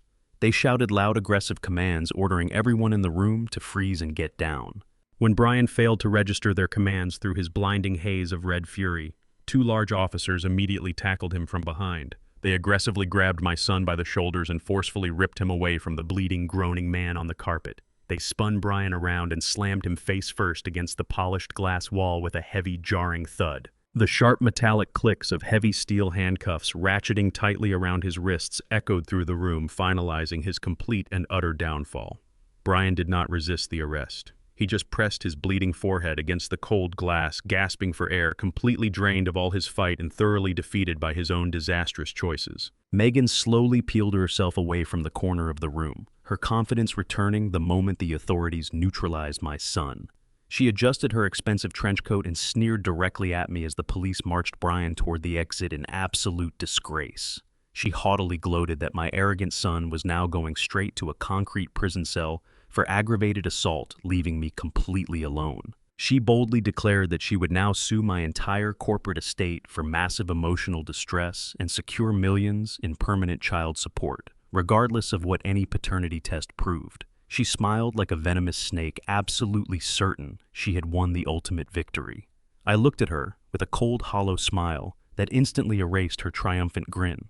I calmly tapped my gold pen against the polished oak table and advised her to closely read the tiny fine print buried at the very bottom of the formal settlement contract she had just proudly pushed across my desk. Megan scoffed, her arrogant sneer faltering just a fraction as she looked down at the crisp settlement contract she had so confidently pushed across my desk. She genuinely believed that the legal document was her ironclad guarantee to seize my commercial logistics warehouses and elevate her status permanently. Bradley. My corporate attorney stood up and leaned heavily over the polished oak table. He extended a highly polished silver pen and tapped the very bottom of the page, directing her attention to a tiny, meticulously worded clause buried deep within the standard legal jargon. Bradley informed her with a cold, clinical precision that the entire transfer agreement was a carefully constructed decoy designed specifically for this exact moment. He explained that by knowingly entering a licensed legal firm and formally presenting a document that explicitly tied the transfer of massive commercial real estate to the intentional termination of a pregnancy, she had crossed a devastating legal threshold. She had not just made a nasty emotional threat in a private hotel hallway. By attempting to execute this specific contract on a legally recorded premise with a licensed corporate attorney present as a direct witness, she had formally and irrevocably admitted to the severe crime of felony extortion. The document she arrogantly brought to steal my logistics empire was actually the exact instrument of her own legal destruction. Every single vicious word she had spoken in this boardroom had been documented, categorized, and secured for federal prosecution. Megan turned absolutely pale, the remaining color draining entirely from her face as the horrific reality of her monumental miscalculation finally set in. Her hands began to shake so violently that she had to drop the fraudulent settlement contract onto the wooden table as if it were burning her fingers. She looked around the expansive glass-walled boardroom, suddenly realizing that she had arrogantly strutted directly into a massive, inescapable federal trap. She had spent the last 2 years successfully manipulating my son with cheap emotional tricks and fake smiles, completely forgetting that she was now dealing with men who dismantled ruthless corporate predators for a living. Bradley did not give her a single second to recover her shattered composure or attempt to spin another web of lies. He folded his hands behind his back and informed her that my private legal team had not just been sitting idle while she paraded her secret lover around luxury hotels on my son's dime. He stated clearly that a comprehensive, highly encrypted digital dossier containing her emailed threats, the fraudulent medical clinic invoices, the hotel surveillance footage, and this very extortion contract had already been transmitted directly to the district attorney. The authorities were fully aware of her active unholy alliance with the underground loan shark syndicate, holding the $200,000 debt. Bradley advised her that she was no longer just facing a messy, embarrassing public divorce from my son. She was currently standing at the precipice of a massive federal indictment for commercial extortion and wire fraud. She opened her mouth to argue, attempting to summon that familiar venomous tone, but absolutely no words came out. Later that night, the heavy, chaotic storm of the afternoon finally gave way to the quiet, familiar stillness of my working-class brick house. I sat alone in my dimly lit living room, the space still feeling slightly cold from the winter air drafting through the temporary wooden board. Covering the window, the syndicate had violently shattered. I stared at the blank television screen, processing the absolute wreckage of my son's life, when the sharp, piercing ring of my smartphone broke the silence. The caller identification displayed an automated notification from the Central City precinct. I accepted the charges, and the desperate weeping voice of my son immediately flooded the receiver against a backdrop of clanging metal doors and shouting inmates. Brian was calling from a crowded concrete holding cell, sounding completely terrified and entirely stripped of the elite high society arrogance he had worn like a suit of armor for years. He'd begged me to contact Bradley and wire the necessary funds to post his bail immediately. He frantically described the horrific conditions of the lockup, crying that he was surrounded by hardened, violent men who were aggressively mocking his expensive blood-stained tuxedo and threatening him.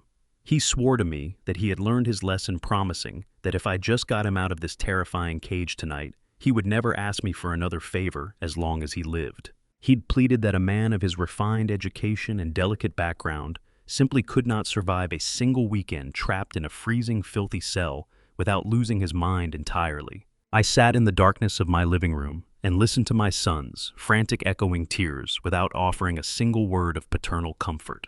I remembered all the times I had quietly swept his mistakes under the rug when he was younger, believing that my immense financial success meant I could permanently shield him from the harsh, unforgiving realities of the world. I finally understood that my endless generosity had completely crippled his ability to survive adversity on his own. I spoke into the receiver with a low, unyielding tone that carried the weight of 50 years of hard labor. I told Brian that bailing him out of that concrete cell tonight would completely erase the critical, agonizing lesson he so desperately needed to absorb into his bones. I explained that for his entire adult life, he had treated true loyalty like a disposable commodity and utilized my money like a magical shield against reality. Now the shield was permanently gone. I told my son that his explosive, unchecked temper and his blinding arrogance had finally collided with severe, inescapable consequences. I informed him that the real world does not care about his private school diplomas when he chooses to violently assault another man. I firmly hung up the phone, leaving Brian to face the cold, terrifying isolation of his own choices. My son spent a grueling, agonizing weekend locked inside that Central Precinct holding cell, completely cut off from the luxury and privilege he had always taken for granted. On Monday morning, without access to my elite corporate lawyers or a single dollar of his drained inheritance, Brian was forced to rely on a heavily overworked public defender to secure his release on his own recognizance. He stepped out of the heavy glass doors of the courthouse and into the blinding morning sunlight, completely destitute, totally homeless, and still wearing the filthy, heavily blood-stained tuxedo from his ruined marriage. Brian stepped away from the heavy concrete steps of the central courthouse and began to wander aimlessly through the unforgiving city streets. The blinding morning sun offered absolutely no warmth to a man who had just lost his entire identity. He walked for hours, his expensive leather dress shoes scraping against the harsh pavement as the devastating reality of true poverty settled heavily onto his shoulders for the very first time in his privileged life. I instinctively avoided the pristine, upscale financial districts and luxury shopping avenues he used to frequent, deeply terrified that one of his former high society peers might spot him. The thought of being seen in his ruined, blood-stained wedding tuxedo, devoid of his platinum credit cards and elite arrogance, filled him with a paralyzing, suffocating humiliation. He watched ordinary people rushing to their jobs, buying hot coffee, and living their simple lives, suddenly realizing he no longer belonged to any functional part of society. He had completely alienated his father, violently assaulted his best friend, and married a ruthless extortionist who viewed him as nothing more than disposable collateral. With his bank accounts completely frozen and the looming threat of the underground syndicate still hanging over his head, the sprawling, bustling city suddenly transformed into a terrifying, hostile maze. Every single step he took sent a sharp ache up his legs, a physical reminder that his magical financial shield was permanently gone. He had absolutely nowhere to go and absolutely no one to call for a comfortable rescue. Driven by sheer exhaustion and the absolute lack of any viable alternative, Brian began the agonizing 8-mile walk toward the working-class neighborhood he had spent his entire adult life desperately trying to escape. By the time he finally navigated the cracked sidewalks and approached my modest brick house, the afternoon sun was beginning to dip below the neighborhood rooflines. His tailored wedding suit was completely destroyed, torn at the seams and caked in a thick layer of city grime and dried blood. He limped heavily up the concrete steps of my front porch, looking like a man who had just barely survived a devastating shipwreck. I watched him approach through the newly installed security cameras, bracing myself for another explosive tantrum or a frantic, tearful demand for emergency cash to secure a hotel room. But when I unbolted the front door and stepped out onto the porch, the aggressive, entitled young executive was entirely gone. He did not shout about his unfair treatment in the holding cell or complain about the public defender who handled his release. He did not beg me to write a massive check to clear his syndicate debt or try to manipulate my parental sympathies with empty apologies. Brian simply stood there shivering slightly in the cooling evening air. He slowly lowered his head completely, surrendering his deeply ingrained aristocratic pride, and looked down at his ruined shoes. In a quiet, raspy voice entirely stripped of arrogance, my son did not ask for a handout. He asked me if I could give him a job. He admitted that he had absolutely zero leverage and nothing left to offer, but he swore he was finally ready to work for his survival. I looked at my broken, exhausted son standing on my porch and felt a sudden, powerful surge of memory pull me back 45 years into the past. I remembered the exact afternoon I purchased my very first pair of heavy industrial work boots.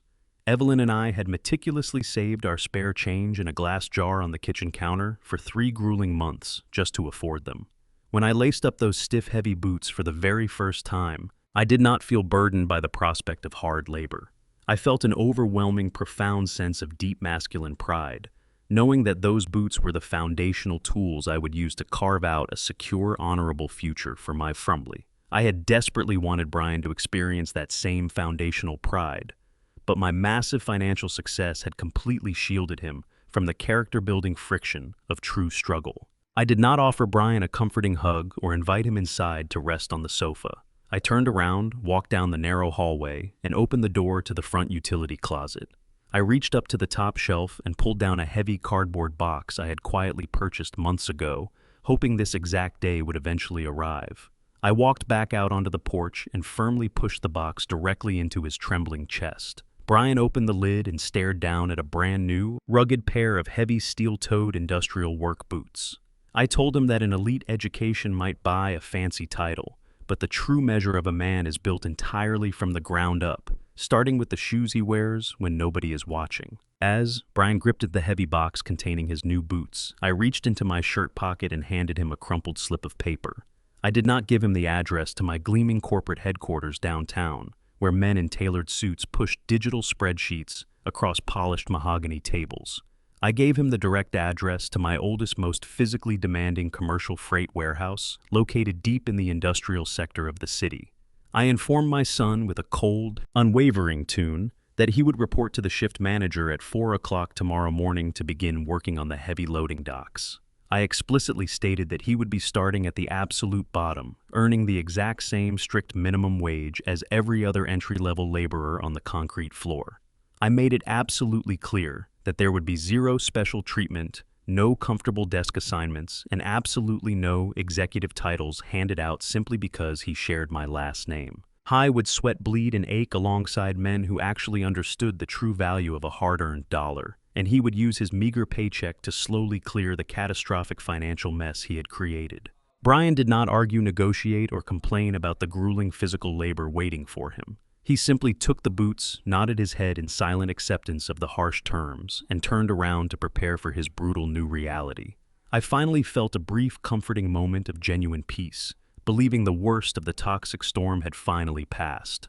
However, that fragile peace was completely shattered the very next morning when a process server aggressively pounded on my front door. The man shoved a massive, incredibly thick legal summons directly into my hands. My corporate attorney, Bradley, called my phone seconds later with a frantic urgency in his voice. Despite having his assets frozen and facing severe federal criminal charges, Megan's father had not surrendered. Colin had somehow managed to secure a highly corrupt, aggressive corporate lawyer willing to take a massive gamble. The disgraced import tycoon had just filed a devastating $20 million defamation and breach of contract lawsuit directly against my entire commercial holding company. The fragile peace of the morning shattered the second I unrolled the thick legal summons dumped onto my porch. I drove straight to the downtown legal district and slapped the heavy stack of documents onto Bradley's mahogany desk. We spent the next 2 hours tearing through the dense legal jargon, analyzing the massive $20 million defamation and breach of contract lawsuit Colin had somehow managed to file from a federal holding cell. His corrupt, high-priced attorney had dug deep into the state archives and found a highly obscure, virtually forgotten commercial real estate loophole. Colin was not arguing that his import business was financially sound or denying his bankruptcy.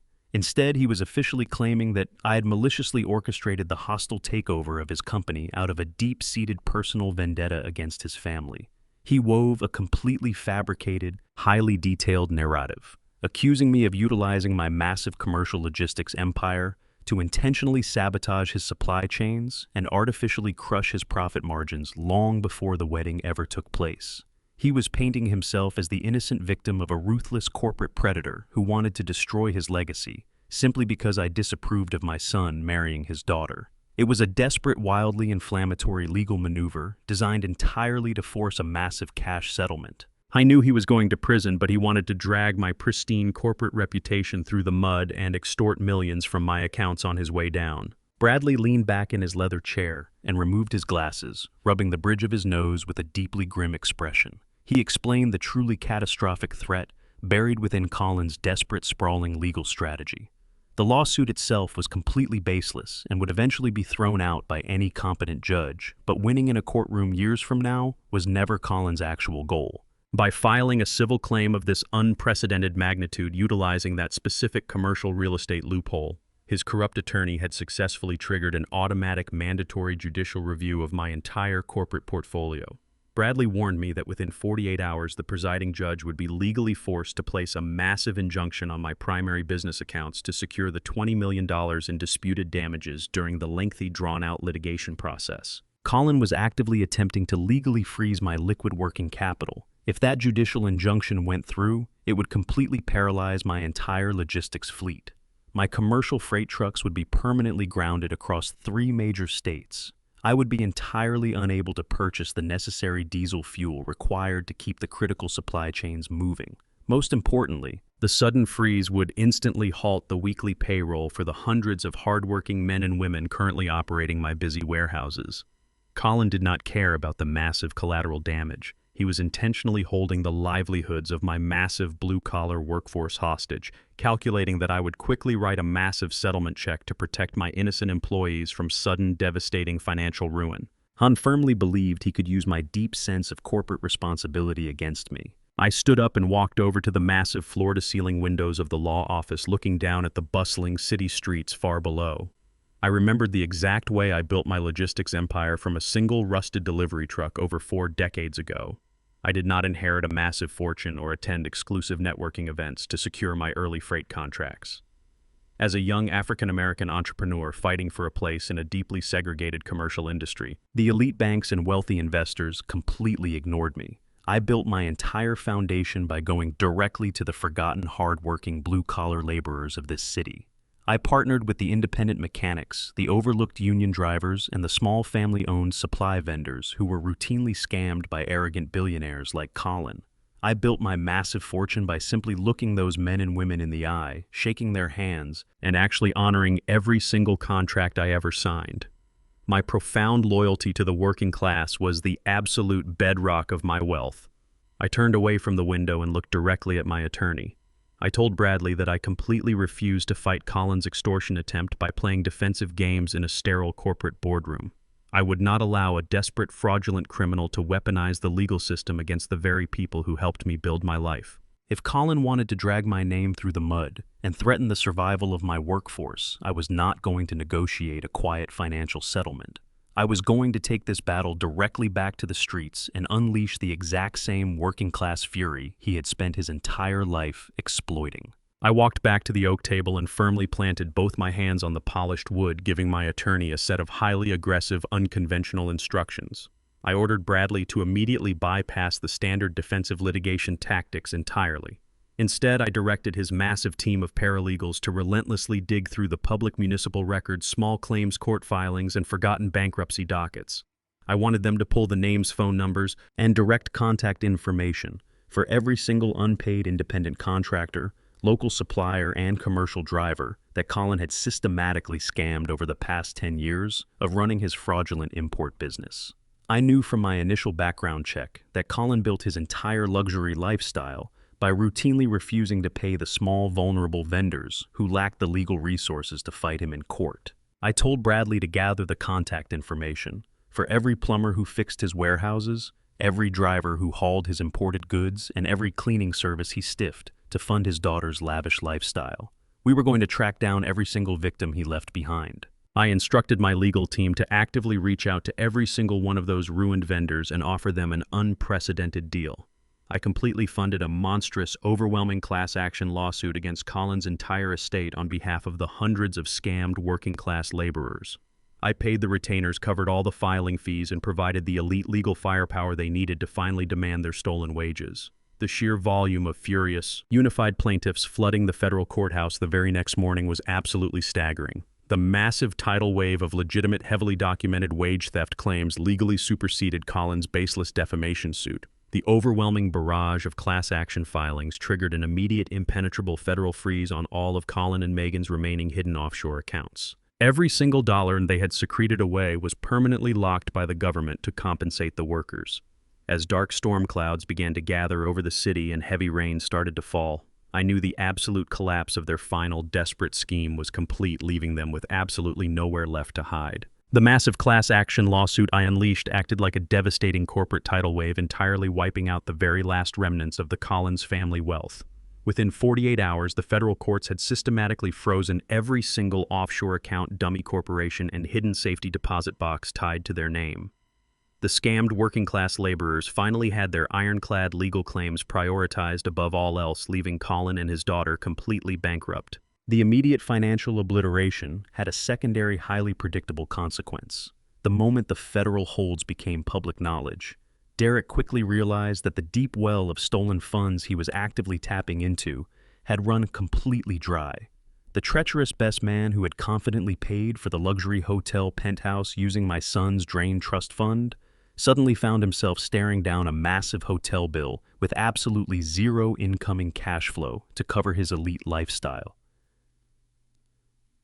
Without a single word of warning or a lingering goodbye, Derek packed his tailored suits and completely abandoned Megan in that downtown suite. He slipped out of the hotel lobby and vanished into the city, leaving his pregnant secret lover entirely alone to face the catastrophic wreckage of the empire she had so arrogantly tried to protect. The absolute betrayal she had so ruthlessly inflicted upon my son was perfectly mirrored by the very man she had chosen as her partner in crime, leaving her completely destitute and totally exposed. A brutal, heavy rainstorm battered the city that evening, turning the cracked sidewalks of my working-class neighborhood into rushing streams of icy water. The wind howled against the sturdy brick walls of my home, shaking the glass panes and sending wet autumn leaves plastering against the front porch. I was sitting quietly in my leather armchair listening to the rhythmic drumming of the storm when the front doorbell rang with a frantic, desperate urgency. I checked the live feed on my security monitor, expecting to see another process server, or perhaps my son returning from his grueling shift at the loading docks. Instead, the high-definition camera revealed a sight I knew was inevitably coming, but still found incredibly satisfying to witness. It was Megan. I unbolted the heavy front door and stepped out onto the covered porch, the freezing wind immediately biting at my clothes. My daughter-in-law stood there completely drenched from head to toe, shivering violently against the cold downpour. Her expensive designer trench coat was heavily soaked and clinging to her trembling frame, while her meticulously styled hair was plastered against her pale face in wet, messy strands. The untouchable, haughty arrogance she had so proudly worn like a crown in the downtown law office was entirely gone. The fierce, calculating predator who had confidently demanded $1 million mansion and threatened the life of an unborn child had been completely stripped away, leaving behind nothing but a broken, terrified woman who had finally run out of victims to exploit. She looked up at me with wide, bloodshot eyes, her expensive makeup completely washed away by the relentless rain and her own frantic tears. She looked like a drowning sailor desperately clinging to the very ship she had deliberately tried to sink just days prior. Megan immediately began to weep hysterically the moment she saw me standing in the doorway. She wrapped her shaking arms around her stomach and launched into a desperate, frantic flood of apologies. Her voice cracked and broke over the howling wind as she begged me to forgive her for the horrific things she had done and said. She desperately tried to rewrite the narrative of the past 2 weeks, claiming that she was nothing more than an innocent, terrified victim of her father's aggressive manipulation. She swore that Colin had forced her to wire the trust fund money and orchestrate the commercial extortion plot, insisting she was just a loyal daughter caught in the crossfire of his massive bankruptcy panic.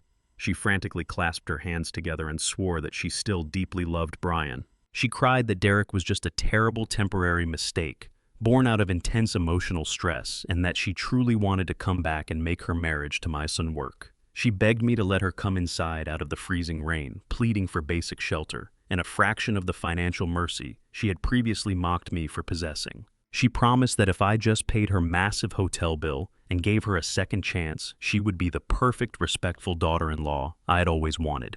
She stood on my porch violently shivering, attempting to use her physical misery to manipulate my deep-seated protective instincts and secure a warm bed in the very house she had called a ghetto embarrassment. She sobbed that she had absolutely nowhere else to turn because the federal agents had locked her out of her parents' foreclosed estate, and the luxury hotel was threatening to have her arrested for trespassing. She was putting on the performance of a lifetime, hoping I was soft enough to forget the monster she had proven herself to be. I looked down at her shivering, sobbing form without feeling a single shred of paternal pity. I did not see a vulnerable, expectant mother seeking a safe haven from a terrible storm. I simply remembered the incredibly vicious, calculated look in her cold eyes when she cornered me in that dark hotel corridor and demanded a sprawling suburban estate. I remembered the exact sociopathic smirk she wore in Bradley's glass-walled boardroom when she proudly slid an extortion contract across the oak table and explicitly threatened to intentionally terminate my future grandchild just to secure a massive real estate payout. A woman capable of leveraging an unborn life for commercial logistics warehouses does not simply reform because she got caught in the rain. I knew that letting her cross the threshold of my home would be inviting a venomous snake directly into my sanctuary. I stood firmly in the doorway, physically blocking the entrance, and completely refused to invite her inside out of the freezing downpour. I kept my face entirely impassive, allowing the brutal reality of the harsh weather to chill her bones. I wanted her to feel the exact physical discomfort of the profound isolation she had so ruthlessly designed for my son. I reached into the hallway closet and pulled out a simple dry towel, handing it to her so she could wipe the freezing rain from her face. Then I reached into my inner jacket pocket and withdrew a thick waterproof envelope. I pulled out a freshly drafted, legally binding divorce decree that Bradley had meticulously prepared and pre-signed by my son just hours ago. I handed the heavy legal document to Megan, along with a simple black pen, and issued my absolute final ultimatum. I told her that if she signed the document right here on this porch, permanently waiving all legal rights to any future alimony and completely relinquishing any claim to Brian's remaining assets, I would officially drop the individual civil extortion charges currently pending against her. She had to choose between walking away with absolutely nothing or facing decades in a federal prison cell. Megan stared down at the crisp legal document in my hand as the freezing rain continued to batter her shoulders. The absolute horror washing over her pale face told me she finally understood the catastrophic reality of her situation. She was staring at a legally binding divorce decree that stripped her of every single marital asset she had spent 2 years manipulating my son to acquire. Her eyes darted back and forth across the page, desperately searching for a hidden clause or a financial loophole she could exploit, but Bradley had drafted the paperwork with ruthless precision. She slowly realized she had absolutely zero leverage left to play. Her unholy alliance with the underground syndicate was crushed by the federal freeze. Her secret lover had abandoned her at the luxury hotel to dodge the massive bill, and her fake pregnancy extortion had spectacularly backfired in the downtown boardroom. Stripped of all her arrogant power, she resorted to the most pathetic tactic remaining. She lowered her voice completely, dropping the hysterical sobbing, and attempted to negotiate one final miserable cash settlement. She frantically promised that if I just gave her $10,000 in untraceable cash to clear her outstanding hotel debts and buy a plane ticket out of the state, she would sign the papers and disappear forever. She was trying to barter the legal dissolution of her fraudulent marriage for a quick payday, completely confirming that she never cared about my son at all. I did not entertain her pathetic attempt at a final cash negotiation. I reached into my inner breast pocket and pulled out a heavy black ink pen. I clicked the cap off with a sharp snap that cut through the sound of the howling wind and held it perfectly steady in the air between us. I looked directly into her desperate, shivering eyes and informed her that my charitable contributions were strictly reserved for the working-class laborers her father had ruthlessly scammed, not for the wealthy predators who intentionally orchestrated their downfall. I told her with a cold, unwavering tone that my final offer did not include a single cent of traveling money or hotel bailouts. She had exactly 10 seconds to take the pen from my hand and sign her name on the bottom line of the divorce decree. I explicitly warned her that if she hesitated or tried to counteroffer my terms one more time, I would immediately pull out my smartphone and dial emergency services. I promised to report her as a hostile, unwanted trespasser actively harassing me on my private property. Considering the massive federal wire fraud and commercial extortion charges currently hanging over her head, a late-night trespassing arrest would guarantee she spent the rest of the weekend locked inside a freezing concrete holding cell without the possibility of bail. I started counting backward from 10 in a slow, methodical rhythm, letting the absolute finality of my threat sink deep into her bones.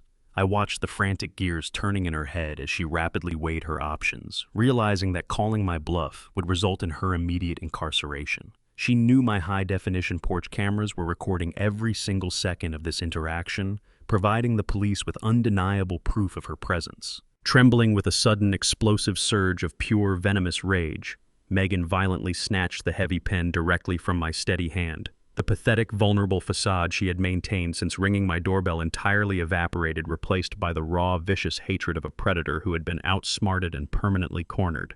She snatched the thick, waterproof envelope from my grip, bracing the legal document against the brick column of my front porch. Rainwater dripped from her plastered hair onto her knuckles as she furiously scribbled her signature across the bottom of the divorce decree, pressing the pen down so aggressively she nearly tore right through the heavy paper. By signing that single line, she completely relinquished any legal right to my son's remaining assets and officially waived all potential claims for future alimony. She aggressively shoved the signed document back into my hands. Before I could even inspect the ink, she hurled the wet, heavy pen directly at my chest. It bounced off my jacket and clattered onto the wet concrete of the porch. She took a step back into the freezing downpour and glared at me with absolute, unfiltered malice. She spat a vile, deeply hateful curse at me, screaming that my son and I deserved to rot together in this miserable working-class neighborhood for the rest of our pathetic lives. She did not wait for my response. She spun around on her expensive, ruined heels and stormed off my property, marching blindly into the dark, punishing rainstorm without a single dollar to her name, completely stripped of her high society illusion and entirely isolated from the wealthy world she worshipped. I watched her disappear down the flooded street, knowing she was finally walking straight into the brutal consequences of her own making. I did not shout back at her or celebrate my victory as she vanished into the harsh city storm. I simply picked up the discarded pen from the wet concrete and wiped it clean. I carefully inspected the bottom of the legal document, verifying that her furious, jagged signature was completely legible on the official waiver line. I smoothly folded the dry, pristine paperwork and slid it securely into the inner pocket of my warm jacket. The vicious, calculated threat she had posed to my family and my commercial logistics empire was officially and permanently neutralized. My entire corporate portfolio, the massive class action lawsuit against her father and my son's legal freedom were finally secured.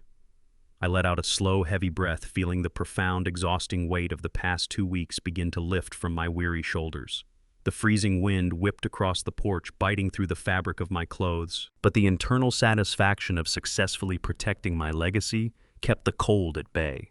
I turned my back to the dark, flooded street, grabbed the heavy brass handle of my front door, and prepared to step back inside the quiet, peaceful warmth of my home. As I pushed the heavy front door open and stepped onto the dry, hardwood floor of my entryway, a sudden movement in the dark corridor caught my attention. Brian slowly stepped out from the deep shadows of the hallway. He had been standing silently in the darkness the entire time, listening through the cracked door to his desperate wife actively trying to barter the legal end of their marriage for a quick cash payout to cover her hotel bill. The undeniable proof of her absolute lack of love for him hung heavily in the quiet air between us. My son looked completely drained, wearing the faded work clothes from his grueling shift at my loading docks. He looked directly at me, his shoulders slumped in total defeat, visibly bracing his exhausted body for a brutal, unforgiving lecture on his monumental failures and blind gullibility. Brian stood rigidly in the dark shadows of the narrow hallway, his heavy steel-toed boots leaving wet, muddy footprints across the pristine hardwood floor. He was completely soaked from the harsh city rainstorm, shivering violently beneath the thin, dripping fabric of his faded reflective work vest. He had just finished a grueling 14-hour double shift on the freezing loading docks of my commercial freight warehouse only, to return to his childhood home just in time to secretly witness his arrogant wife attempt to barter the legal dissolution of their entire marriage for a quick cash payout. The devastating reality of her absolute lack of love hung heavily in the cold, damp air between us. My son looked completely drained of life, his broad shoulders slumped forward in total defeated surrender. He slowly lowered his head, firmly pressing his chin against his wet chest, completely refusing to meet my gaze. He stood there silently, bracing his exhausted, aching body for a brutal, unforgiving lecture. He fully expected me to seize this perfect opportunity to loudly mock his monumental failures, ridicule his pathetic gullibility, and viciously tear apart the toxic high society illusions he had so proudly worshipped for years. He waited for the stinging verbal lashes, fully prepared to absorb the humiliating paternal wrath he knew he entirely deserved for allowing a parasitic extortionist to nearly destroy our entire family legacy and strip him of his dignity. He stood perfectly still, a broken man awaiting his final sentence with absolute dread. I did not raise my voice to shout at him or deliver a crushing monologue about his profound idiocy. I simply turned my back to the dark corridor and walked slowly into the warm, brightly lit kitchen. I reached into the upper wooden cabinet and pulled down 2 thick ceramic mugs. I poured a heavy serving of strong black coffee into each cup, the rich roasted aroma instantly filling the quiet space and cutting through the damp metallic smell of the relentless rainstorm outside. I picked up the hot mugs and walked back toward the kitchen island, keeping my movements deliberate and incredibly calm. I slid one of the steaming cups across the smooth granite counter, pushing it gently until it came to a halt, directly in front of where my son was standing. The simple, quiet gesture instantly triggered a deeply buried memory from 20 years ago. Whenever Brian used to sit at this exact same kitchen island as a frustrated teenager struggling for hours to comprehend his complex advanced calculus homework, I never yelled at him for failing to understand the difficult equations. I would simply brew a fresh pot of dark coffee, slide a warm mug across the counter, and sit silently beside him until he finally figured out the intricate formulas on his own. I recreated that exact same sacred paternal ritual tonight, silently communicating that, while his monumental mistakes were incredibly severe, my fundamental role as his father had not changed one bit. I was not standing in front of him as a ruthless corporate adversary gloating over a crushed opponent. I was simply standing there as a protective father, ready to help his exhausted son navigate the most difficult, punishing equation of his entire adult life. I leaned against the edge of the granite counter and spoke to my son with a low, incredibly soft voice that carried the heavy, undeniable weight of absolute truth. I looked directly at his dirt-streaked face and officially confirmed the harsh reality he had been desperately trying to avoid acknowledging for weeks. I told him that the $400,000 trust fund his mother had bled to build was completely gone forever, swallowed entirely by the hidden offshore accounts of a fraudulent criminal empire. I explicitly stated that I would not replenish a single dollar of that squandered inheritance, nor would I ever open my corporate checkbook to artificially elevate his social status again. I explained that the false luxury he had passionately chased for the past 5 years was a toxic, hollow illusion that had actively poisoned his character and blinded him to true loyalty. I told Brian that if he truly wanted to build a successful, honorable life, moving forward, he would have to construct it entirely from the cold, unforgiving ground up. I would have to return to the loud, freezing loading docks every single morning before the sun came up, lifting heavy commercial cargo and earning every single paycheck through agonizing physical sweat and unwavering personal discipline. I warned him that the long road ahead would be brutal, lonely, and completely devoid of any glamorous rewards or high society applause. He would have to slowly rebuild his shattered dignity exactly the same way I had built my massive logistics empire, one exhausting, miserable shift at a time, relying on nothing but the immense strength of his own two hands and his renewed sense of accountability. Brian slowly reached out with his calloused, blistered hands and firmly gripped the warm ceramic mug. He brought the hot coffee to his lips and took a long, slow sip, letting the bitter, scalding liquid ground him in the harsh present moment. He did not attempt to argue with my rigid terms or offer any pathetic, lingering excuses for his disastrous behavior. He did not complain about the grueling physical agony of his warehouse shifts, nor did he ask me for a small cash advance to secure a more comfortable apartment in the city. He simply looked at me directly in the eyes and gave a single slow nod of absolute unconditional acceptance. The crushing weight of his unearned arrogance had finally been entirely stripped away, leaving behind a humbled, quiet resilience that I had not seen in him since he was a young boy. He finally accepted his brutal new reality with absolute clarity, understanding that his ultimate salvation would not come from a magic checkbook, but from his own unrelenting labor. He knew that the only way to earn back my respect was to embrace the intense hardship he had previously mocked and completely rebuild his ruined life from scratch. The fragile, hard-earned silence stretching between us was suddenly broken by a sharp, piercing notification chime echoing from the pocket of my suit jacket. I pulled out my smartphone and looked at the glowing screen. My corporate attorney, Bradley, had just sent an urgent, highly encrypted text message directly from the downtown federal courthouse. The message contained the single definitive legal update that officially concluded the massive corporate war we had aggressively waged over the past month.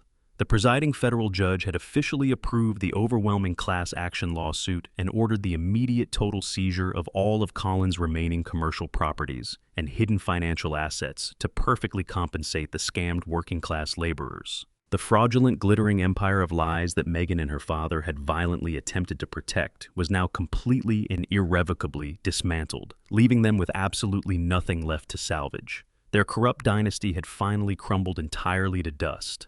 Exactly 1 year passed since the federal courts dismantled the fraudulent empire that had briefly threatened to consume my family. The heavy, chaotic storms of that devastating month had long since faded into a distant memory, replaced by the crisp, biting chill of an early autumn morning.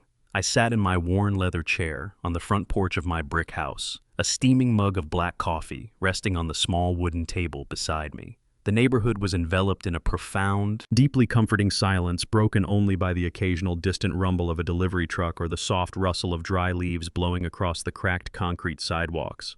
I held the morning newspaper in my hands, scanning the financial sections out of lifelong habit, but my mind was entirely focused on the tranquil working-class peace surrounding me.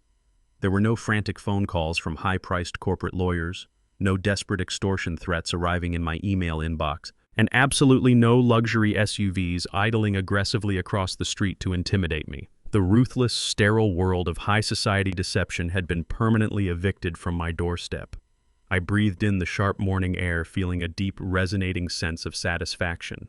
The foundation of my home, built on decades of grueling physical labor and unwavering principles, had successfully weathered the most vicious, calculated attack I had ever faced. I was simply an old man enjoying the quiet dignity of a life completely unburdened by toxic illusions. As I folded the newspaper and set it aside, my thoughts inevitably drifted to the brutal, unforgiving adjustments I had been forced to inflict upon my own flesh and blood. I remembered the exact day I officially incorporated my commercial logistics company, standing in the cramped, dusty office of a local bank with my late wife, Evelyn.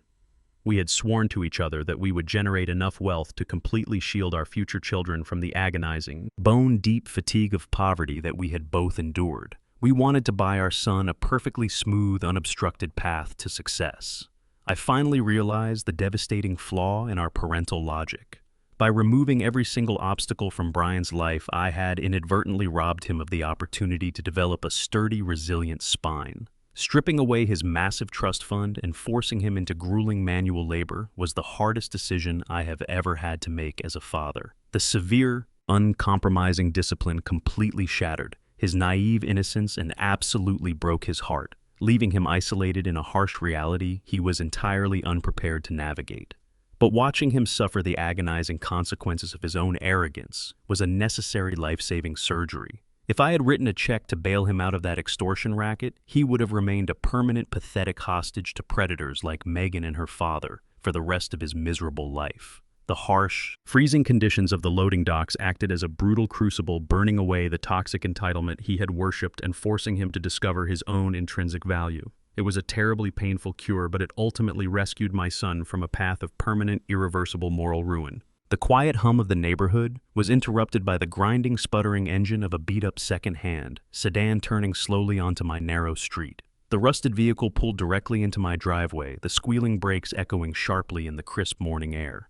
The driver's side door creaked open, and Brian stepped out onto the concrete. He was not wearing a tailored designer suit or expensive Italian loafers. My son was dressed in heavy grease-stained denim work pants and a bright, neon-yellow high-visibility safety vest over a thick thermal sweater. His face was visibly smeared with dark, heavy warehouse dust, and his posture carried the undeniable, exhausted weight of a man who had just finished another punishing overnight shift managing commercial freight. I watched him closely as he closed the car door and walked toward the house. The frantic, nervous energy that used to govern his every movement was entirely gone. He did not hunch his shoulders in shame or look around nervously to see if anyone was judging his dilapidated vehicle. He walked up the concrete steps of my front porch with a steady, grounded, and incredibly confident stride. I looked down at his hands as he grasped the wooden railing. They were rough, heavily calloused, and covered in tiny healing cuts from hauling massive wooden pallets. They were finally the hands of a man who actually understood the true, agonizing physical cost of a single dollar. He had spent the last 12 months lifting heavy cargo in the freezing cold, and the relentless labor had physically transformed him into someone I deeply respected. Brian stepped onto the porch and stopped just a few feet away from my chair. He did not launch into a long, emotional speech or ask for a warm cup of coffee to soothe his physical exhaustion. He certainly did not drop hints about his struggling finances or ask for a tiny temporary cash advance to fix his sputtering transmission. The entitled, manipulative boy who constantly sought an easy way out had been entirely replaced by an accountable, hardened man. He simply offered a quiet, respectful nod of greeting. He reached a calloused, dirt-stained hand deep into the pocket of his heavy work pants and pulled out a small, slightly crumpled white envelope. He stepped forward and extended his arm, handing the plain paper envelope directly to me without a single moment of hesitation. He did not look away or break eye contact as I took it from his firm grasp. The transaction was completely silent, devoid of any theatrical apologies or desperate pleas for external validation. It was a simple, straightforward exchange between two working men who finally understood each other. I slowly lifted the flap of the plain white envelope and peered inside. Resting neatly at the bottom were 5 crisp $100 bills. Brian stood tall and stated with a remarkably steady, unwavering voice that the money was his very first official repayment toward the massive corporate legal fees I had covered during his disastrous extortion crisis. He explicitly informed me that he had carefully budgeted his meager warehouse wages over the past months, strictly cutting out all unnecessary expenses to ensure he could make this exact payment. He looked me squarely in the eyes and promised that I would receive the exact same $500 amount on the first day of every single month without fail until his entire financial debt to my estate was completely and permanently cleared. The incredible weight of his earnest, unshakable accountability hung in the quiet morning air, sealing the absolute finality of his profound personal transformation. I looked down at the 5 worn $100 bills resting in the palm of my hand. The currency felt heavier than any multi-million-dollar corporate contract I had ever signed in my entire career. I shifted my gaze from the crumpled paper to my son's hands. The soft, perfectly manicured fingers that once carelessly swiped premium credit cards to fund a toxic high-society illusion were completely gone. In their place were rough, deeply calloused hands, covered in fresh blisters and dark machine grease. The physical toll of 12 grueling months on the unforgiving concrete loading docks was permanently etched into his skin. The powerful, overwhelming instinct of a father swelled inside my chest, urging me to hand the money right back to him. The temptation to wrap my arms around my exhausted son, tell him the massive debt was entirely forgiven, and magically restore his luxurious lifestyle was incredibly strong. I wanted to ease his aching muscles and erase the dark circles under his eyes with a single stroke of my corporate checkbook. I could instantly purchase a new condominium and a reliable vehicle for him, completely eliminating the daily struggle he now faced. The emotional urge to act as his eternal bulletproof shield screamed at me to surrender to paternal pity. It would have been so incredibly easy to simply slide the money back into his stained work pants and tell him he had suffered enough for his mistakes. I ruthlessly crushed that fleeting temptation before it could dictate my actions. I firmly reminded myself that returning this hard-earned cash would completely invalidate the agonizing transformative journey my son had just endured. If I refused his payment out of misplaced sympathy, I would instantly reduce him right back to the pathetic dependent boy who had nearly destroyed our family legacy for a fraudulent bride. I looked directly into Brian's steady, unwavering eyes and recognized the fragile new pride shining beneath his physical exhaustion. He did not want my charity or my financial mercy. He desperately needed my respect. I gave him a single solemn nod of absolute acknowledgement. I deliberately folded the 5 crisp bills in half and slid them squarely into the front pocket of my flannel shirt. The simple, silent transaction carried more weight than any lecture I could ever deliver. By accepting his grueling labor as legitimate currency, I officially recognized him as a formidable, independent man capable of handling his own massive responsibilities. I validated the brutal sweat and severe discipline he had poured into every single hour of his warehouse shifts. The suffocating toxic entitlement that had once governed his every decision had been entirely burned away by the harsh realities of the commercial freight industry. He had successfully clawed his way out of the devastating crater created by his own monumental arrogance, substituting a hollow inherited status for genuine, impenetrable character. I stood on the porch and treated him not as a fragile child requiring constant rescue, but as an equal counterpart who was finally pulling his own weight in the world. A quiet, genuine smile broke across Brian's face, entirely transforming his dirt-streaked features. It was not the arrogant, superficial smirk he used to wear while sipping expensive champagne at elite downtown networking events. It was a deeply tired, profoundly authentic smile that reached all the way to his eyes, reflecting the quiet satisfaction of a man who had finally squared his debts with the universe. He adjusted the collar of his neon yellow safety vest and took a step back toward the driveway, his posture relaxed despite the obvious soreness in his limbs. He told me in a calm, steady voice that he could not stay for breakfast because he had to get right back to the commercial shipping district. He had voluntarily picked up a brutal weekend double shift to secure the necessary overtime pay, ensuring he could comfortably cover his modest rent and next month's repayment without any financial strain. He turned his back to the house and walked down the concrete porch steps with a purposeful, grounded momentum. He approached the rusted, sputtering second-hand sedan he had purchased with his own meager wages, the vehicle serving as a stark physical testament to his new reality. He climbed into the driver's seat, the worn door slamming shut with a heavy metallic clank. The engine roared to life, coughing a small cloud of exhaust into the crisp morning air before settling into a steady, reliable hum. I watched him shift the car into gear and back out of the driveway, merging smoothly onto the quiet neighborhood street. He did not look back in the rearview mirror searching for validation. He simply drove away to finish his grueling workday. I slowly sat back down in my weathered leather armchair and rested my hands on my knees. The narrative of our fractured family did not conclude with a spectacular cinematic reconciliation filled with weeping apologies and dramatic embraces. There was no sudden magical return of the multi-million-dollar trust fund, nor did I hand him the keys to the logistics empire he had once arrogantly assumed was his birthright. His massive inheritance remained permanently locked away, replaced entirely by the grueling honest reality of the minimum wage loading docks. The cinematic illusions of high society dominance and effortless wealth had been permanently shattered, leaving only the unvarnished truth of our daily existence. What we achieved instead was something infinitely more valuable than any corporate payout. We forged an authentic, deeply hard-earned respect, standing between two grown men.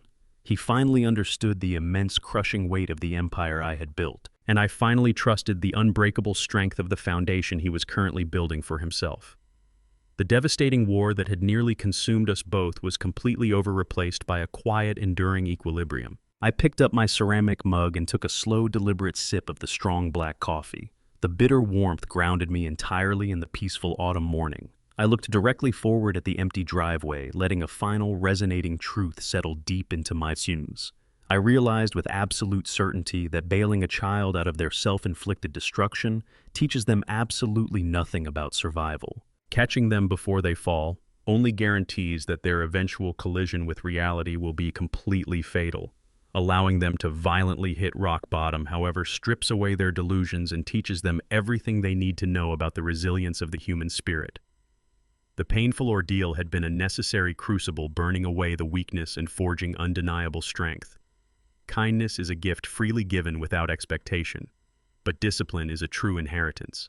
The storm had finally passed, leaving behind a profound and absolute clarity that only destruction can bring. Sitting alone on the porch of the brick house I had maintained for over 40 years, I watched the morning sun slowly illuminate the cracked pavement of my neighborhood. This was the exact street where I had first learned the unyielding value of sweat endurance and uncompromising integrity. As I held the warm ceramic mug of black coffee in my weathered hands, I reflected heavily on the devastating emotional earthquake that had completely reshaped my family. For decades, I operated under a fundamental yet deeply flawed parental philosophy. I firmly believed that the ultimate measure of my success as a father was my ability to completely shield my son from the agonizing hardships I had endured.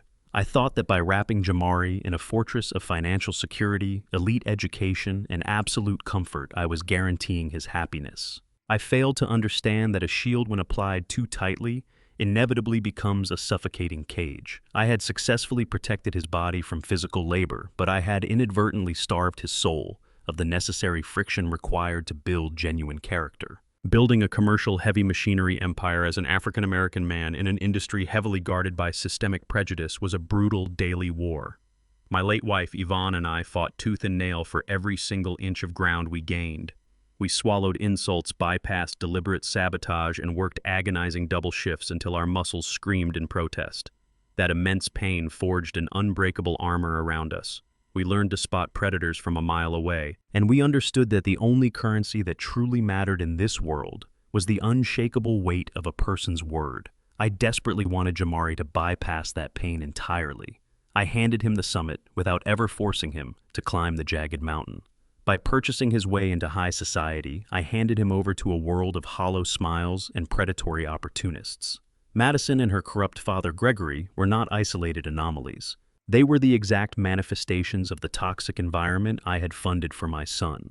They viewed him not as a man, but as a naive, exceptionally well-funded mark. Their absolute audacity to look me in the eye and demand my hard-earned empire as a tribute to their superficial status was a direct result of my own enabling behavior. I had financed the very illusions that almost destroyed us. The agonizing confrontation in the downtown law office was the most painful surgery I have ever had to perform. Watching my son's entire reality shatter into a million jagged pieces when he realized his marriage, his best friend, and his social standing were all intricately woven lies tore at the deepest fibers of my heart. The paternal instinct to rush forward, write a massive check, and magically sweep the humiliation away screamed inside my head. But I knew that saving him in that moment would be a permanent death sentence for his manhood. If I bailed him out of the catastrophic wreckage he had actively participated in building, he would remain forever bound to the whims of extortionists and manipulators. He needed to hit the absolute unforgiving rock bottom. He needed to feel the cold concrete of a holding cell, the sting of public disgrace, and the terrifying weight of a massive debt entirely disconnected from my bank accounts. The crucible of total ruin is the only environment hot enough to melt away the dangerous impurities of arrogance and entitlement.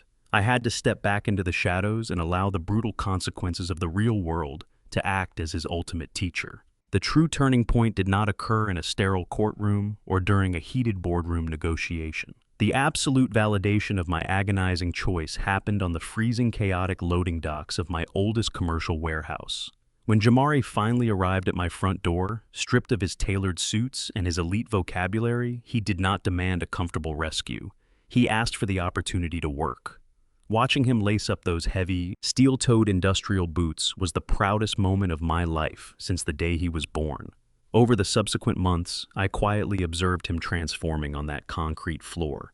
He hauled heavy freight until his hands bled and calloused. He sweated under the punishing summer heat and shivered through the brutal winter mornings, alongside men who did not care about his trust fund or his prestigious college degrees. They only cared if he could carry his share of the load. Through that relentless, back-breaking labor, Jamari slowly unearthed the deep generational resilience that had always resided within his blood. He discovered the profound, unassailable dignity that accompanies a strictly honest day's wage. He learned that respect cannot be bought with an exclusive black credit card. It must be hammered out through unwavering consistency and absolute accountability.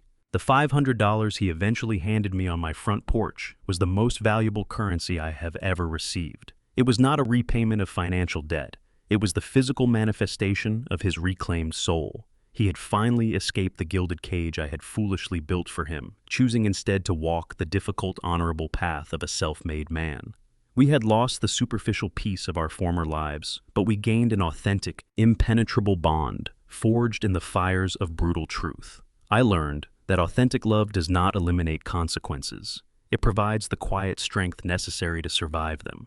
A father's greatest duty is not to hand his children the keys to an empire, but to hand them the heavy tools required to build one from the dirt. You cannot purchase character, you cannot negotiate integrity, and you absolutely cannot inherit resilience. Those fundamental virtues must be earned entirely through the necessary pain of personal struggle. True wealth simply means keeping your personal dignity completely intact. If you found value in this story, please hit the like button, subscribe to the channel, and share your thoughts in the comments below. Have you ever had to enforce tough love to save someone you care about?